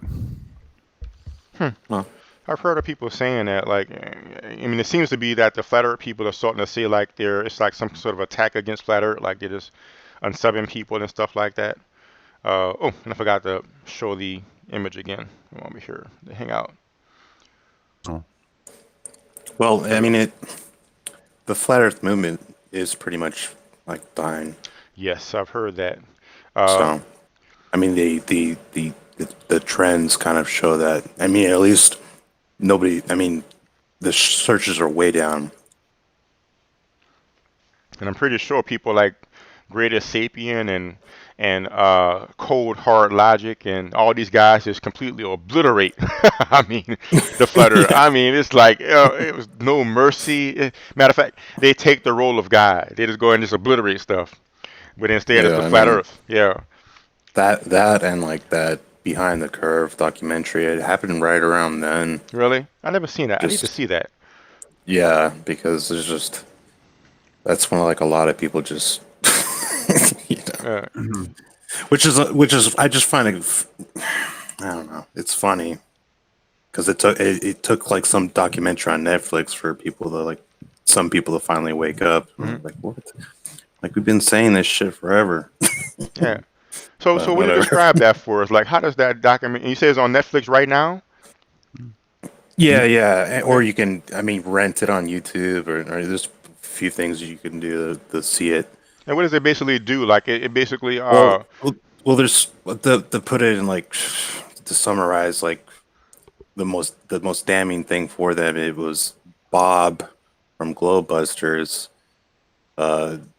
somebody that he knew had a ring laser gyroscope, and basically like proved rotation, 15 degrees per hour okay. of the Earth, and then Jeranism, did an experiment that, basically proved curvature. Okay. So and it just The reason why and it versus it just after that there was just like a huge meltdown in the flat Earth community once everybody got around to watching it and like calling them, shills or agents or They Or were no, calling they were calling the people in the documentary shows for what they presented. yes, Okay. some of them, and then others are just like, no, they try to, it's just major damage control. It's like, oh, that's not what it means, and da da da da, trying to rationalize it so their worldview doesn't get destroyed.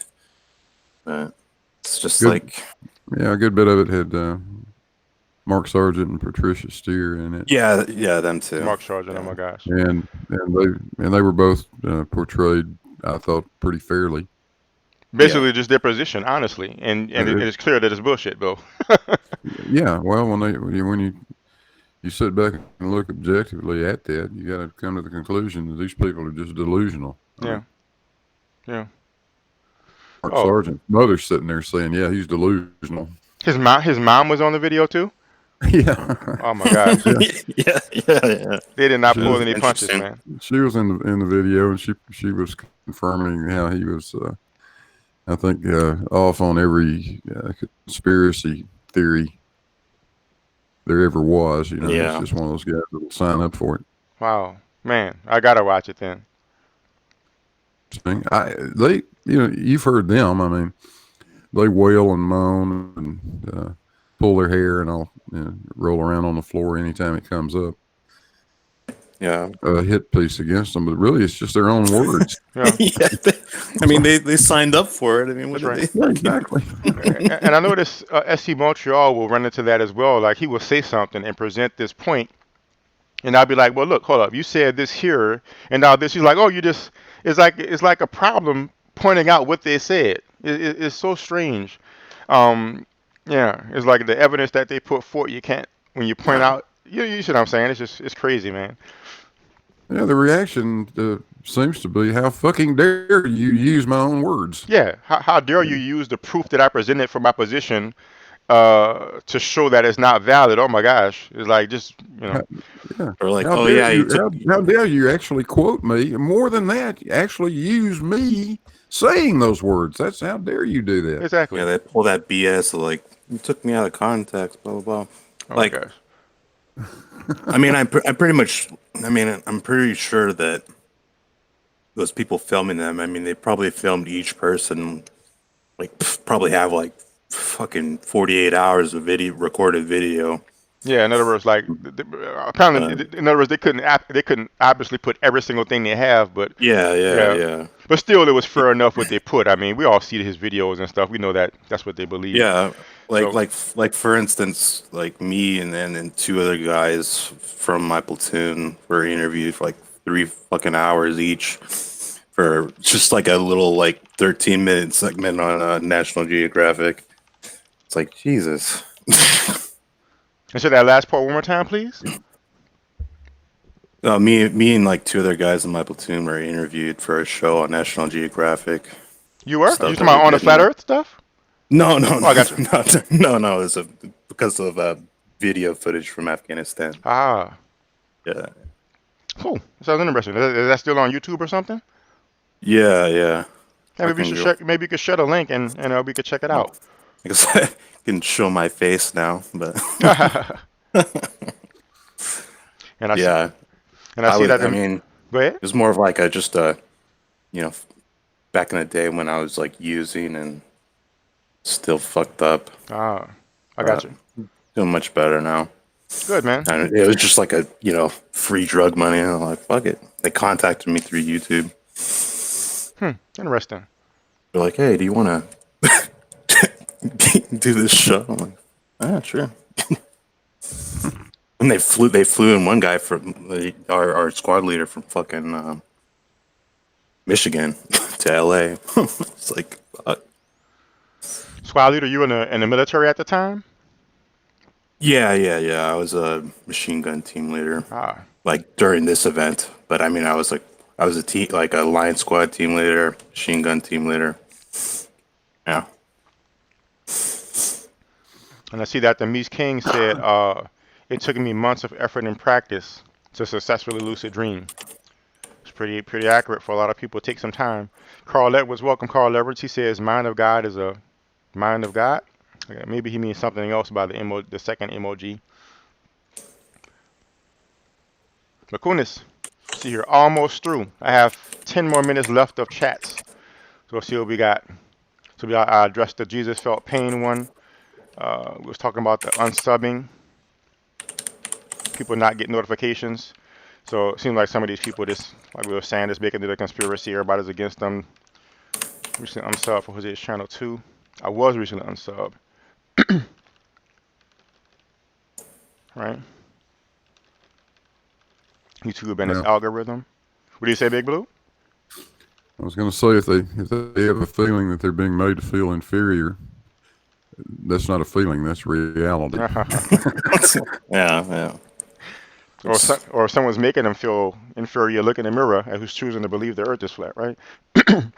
Yeah, that's who's doing it to you, buddy. It's that guy in the mirror. It's very unfortunate. I'm glad people like Jose and Sean G didn't just like run away, after they came to their senses, essentially. Hold up, say again. You said it's a shame they didn't just run away, or No. It's a good thing that good thing they didn't. just like it disappear from the internet. Which I think it just takes a lot of courage to, go back when you're in like a cult like that. I agree. It is like a cult, and apparently they respond the same way as a cult. Like I saw one video from Sean G. This is basically the video he made that look, I'm getting out of flat Earth, and apparently he was shunned and yeah, so Yeah, it was hard on him. He committed the sin of thinking for himself and looking at the evidence, and yeah. Like I said, y'all might not have heard before, but I didn't even know people actually believed in flat Earth until a guy that I knew pointed it out to me, but I knew him for like 10 or 15 years, and at a certain point he didn't even want to be my friend anymore because I didn't want to accept the flat Earth, and we didn't talk for like 2 years until I started making flat Earth videos, and then he popped up, and then he started, I guess he was going through something with one of his girlfriends or something, and he was trying to have a talk with me. I didn't even want to talk with him. Like, dude, you just, because I wanted to talk, I had wanted somebody to talk to, and you wouldn't know where to be found. You was talking to your flat Earth people, but now you want to have a deep conversation again. Apparently your flat Earth people are not doing it, so now you want to pop up and talk to me again. It's like, so, but we still talk once in a while just on flat Earth stuff if he wants to debate. That's the guy Horace Sheet, but he seemed to be running again. Like when I first started putting out my videos, and he would tell me, oh, you know what, the stuff you're debunking is not really the flat Earth belief stuff, and you got to talk to a real flat earther. And he talked about DITRH and Riley, Anthony Riley, Sleeping Warrior. Then he became reluctant. I'm like, okay, put him on with me, let's debate. Then all of a sudden he had all kind of stuff to do, and I can't really be there. I gotta watch my kid. I'm like, so what? Just hook us up, and you could watch the thing later. And by coincidence, and of course, he happened to be there the whole time. He was on the video with DRTRH when he had all these excuses why he couldn't set it up. But basically, I shamed him to the point that, and I shamed him to the point that finally he did it. And then he went from, oh, I can't really do it, and I don't want to do it, and I don't think I really want to do it because I don't want to be, to, well, you just prepare yourself. I'm about to do it. I'm like, what you mean prepare myself? I've been trying to get this thing going for the last 2 days, and now all of a sudden you're talking about me prepare yourself? You prepare yourself. So finally we talked, and he was upset about that because DITRH, I showed him I just let him say what he had to say, and it clearly was nonsense. And then I talked with Riley. He was there for that as well. And but he contacted me again like not too long ago talking about the Earth is concave. So I'm like, okay, let's talk about that. But suddenly he's busy again, so I conclude that it's probably the same thing, just like he was so busy that he couldn't get together and talk with DRTRH, but he happened to be there when I finally shamed him enough to do it. So if you're still around, Horace Sheet, stop running and back up your claims that the Earth is concave, and I need to stop looking at the NASA crap. If it's crap, back it up. He sent me a message saying, I can't believe you still can't see past the moon landing and all that NASA crap. I said, okay, well, let's get on and talk about NASA. And he said something like, no, I don't want to talk to you about it. You should talk to somebody else because you're going to get all science on me. Well, that's what happens when you talk about science. Yeah, exactly. He's like, NASA's crap. I'm like, okay, let's talk about it. Let's talk about the evidence. Oh, you're going to get too science on me. I don't want to talk to you about it. What? What's Yeah, your? How do you conclude that it's crap? It's if you don't have enough science to even talk about back up your position, it just makes no sense, man. But yeah, don't confuse me with the fucking facts. God yeah, damn it. yeah. So, but that's Horror Sheet. So if you listen to Horror Sheet, whenever you're ready, like I'm gonna stop asking them. I've been trying for like a week or two now. Let's go ahead and talk about your concave thing. I already gave up on the NASA thing because you said no, I can't. You're gonna get too science on me. So to me, that's just a surrender. Like Yeah. you said, how you gonna possibly get too science on discussion of science? Obviously, that means you don't know what you're talking about. If you're saying NASA's crap and you can't even back it up enough to have a discussion about it. And if you want to still back up your concave thing, I'm willing to talk about it whenever, but I doubt it because now he's too busy again, just like he was with DRTRH, even though he ended up being there when I shamed him enough to set it up. So it looks like this is the end. Uh, so let me just make sure. Let me play this last part of this thing. What is his name? Mig history. Oh yeah, This is the yeah. first time I saw this. We On doing is Yeah, I'm the works that uploading he that pointed out. video So that'll be now. Wednesday. And of course, I may It's the have an only ones extra I can something find that they're just between like now 240p. It's ridiculous. and then. So cool. Still be interesting. But So Daryl, hit these Yeah, guys yeah, with the you'll see supernatural. that. That's a Christian. I mean, Those guys. until I'm sure I'll get like a copyright or whatever. But well, you could make it unlisted too, and just share the link with people you want. oh yeah, yeah. Let me do that real quick. Yeah, yeah. I'm the guy with like the black hair, big eyebrows. And it seems like this It's like thing cut off the should be last. able to match the voice. Sounds good. It seems like this thing cut off the last part of the video. Guess I gotta wait a little longer before I click in stream.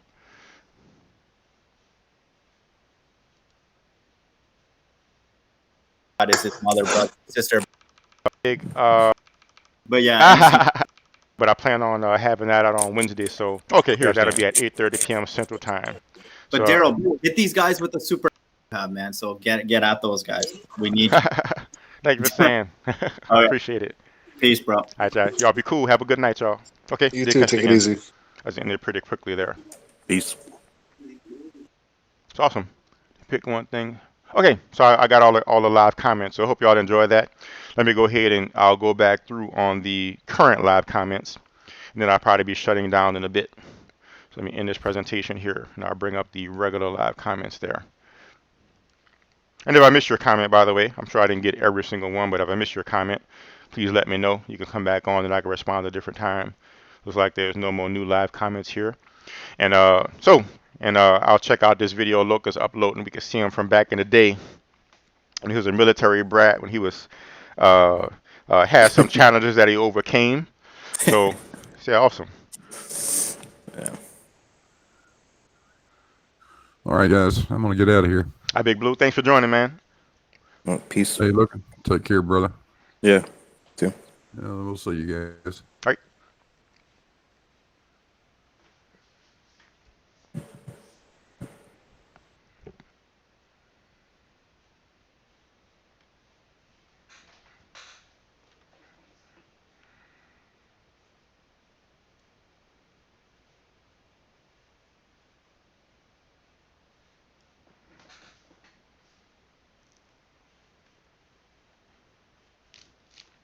And Logan should be back momentarily, and we'll check out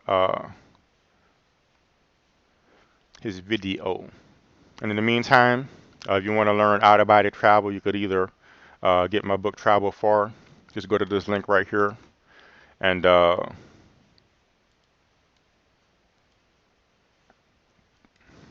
I can stay on a little bit longer, gently. Come on and pop on. I mean, I have time. I really was just getting off so I could relax and maybe meditate. Some I'm working on. I'm gonna start working on practicing to get out of body more. So, I mean, I have some time to stay on a bit longer, but I just want to make sure I have a little bit of time to practice. I'll be working late today, so my schedule's all thrown off. So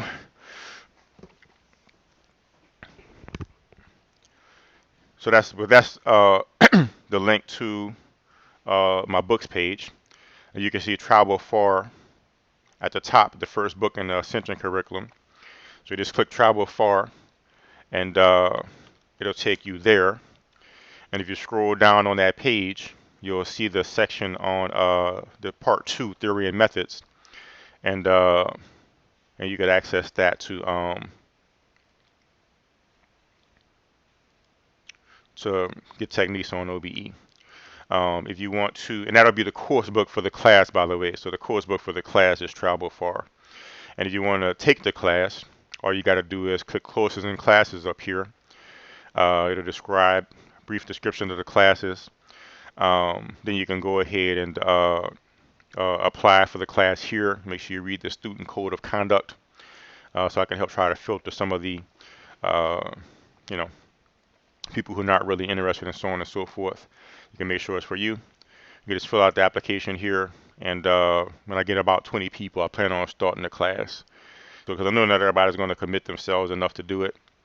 So I think maybe out of 20 people, maybe about 4 or 5 will be committed enough to keep on going and go to the OBE part. So it'll start with the class on the basics development, so you can develop your basic skills, concentration, meditation, all that stuff. Visualization, so it'll start with that, developmental basics, and then it'll progress to the OBE skill one.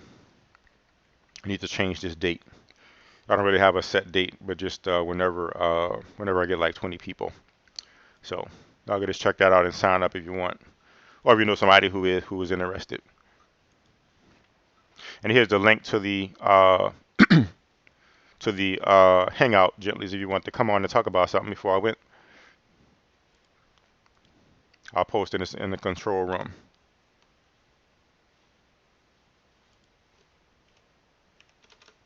So just join up there if you want to join, and we can chat for a bit before I go. Let me actually. Cool, no problem. Well, if you wanted to type something, what is it that was on your mind? I don't mind just responding to your chat as well.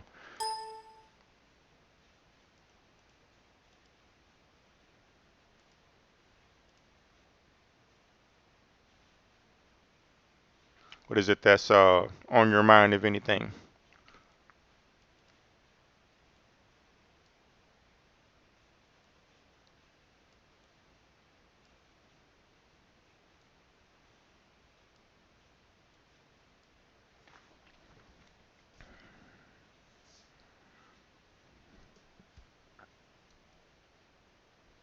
How long has this been streaming for anyway? What does it say that at?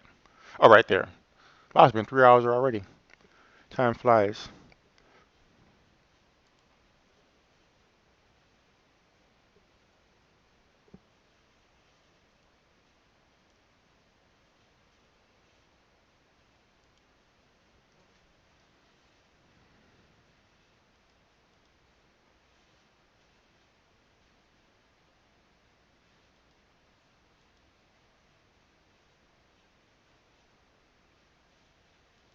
So I'll wait for Gentleys to catch up to my comment there.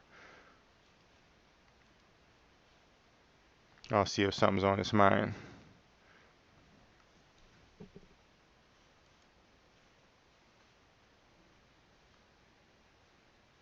What does it say that at? Oh, right there. Wow, it's been 3 hours already. And just so y'all aware, my next, even though I may have an extra one before then, but my next official hangout and show will be on Wednesday at 8:30 p.m. Eastern Time. Excuse me, 8:30 p.m. Central Time. And I basically do a recap review of Mick, of a debate that happened recently between Nathan Roberts, who is a flat earther, and Mick Toon. So he brought up some very interesting points about the globe. So it's pretty cool. And Gently says driving right now, so no need to wait on me, Darryl. Have a good evening. Cool. So I shall be back, Gently, and I'll be back on Wednesday evening with elucidating on some of the interesting globe facts that were presented and brought to the fore by McToon. Haha, yep, it's morning here. It's 9:54 a.m. So cool, y'all. Thanks for joining. Thanks for everybody who joined. Realizing the Shape 34 yesterday.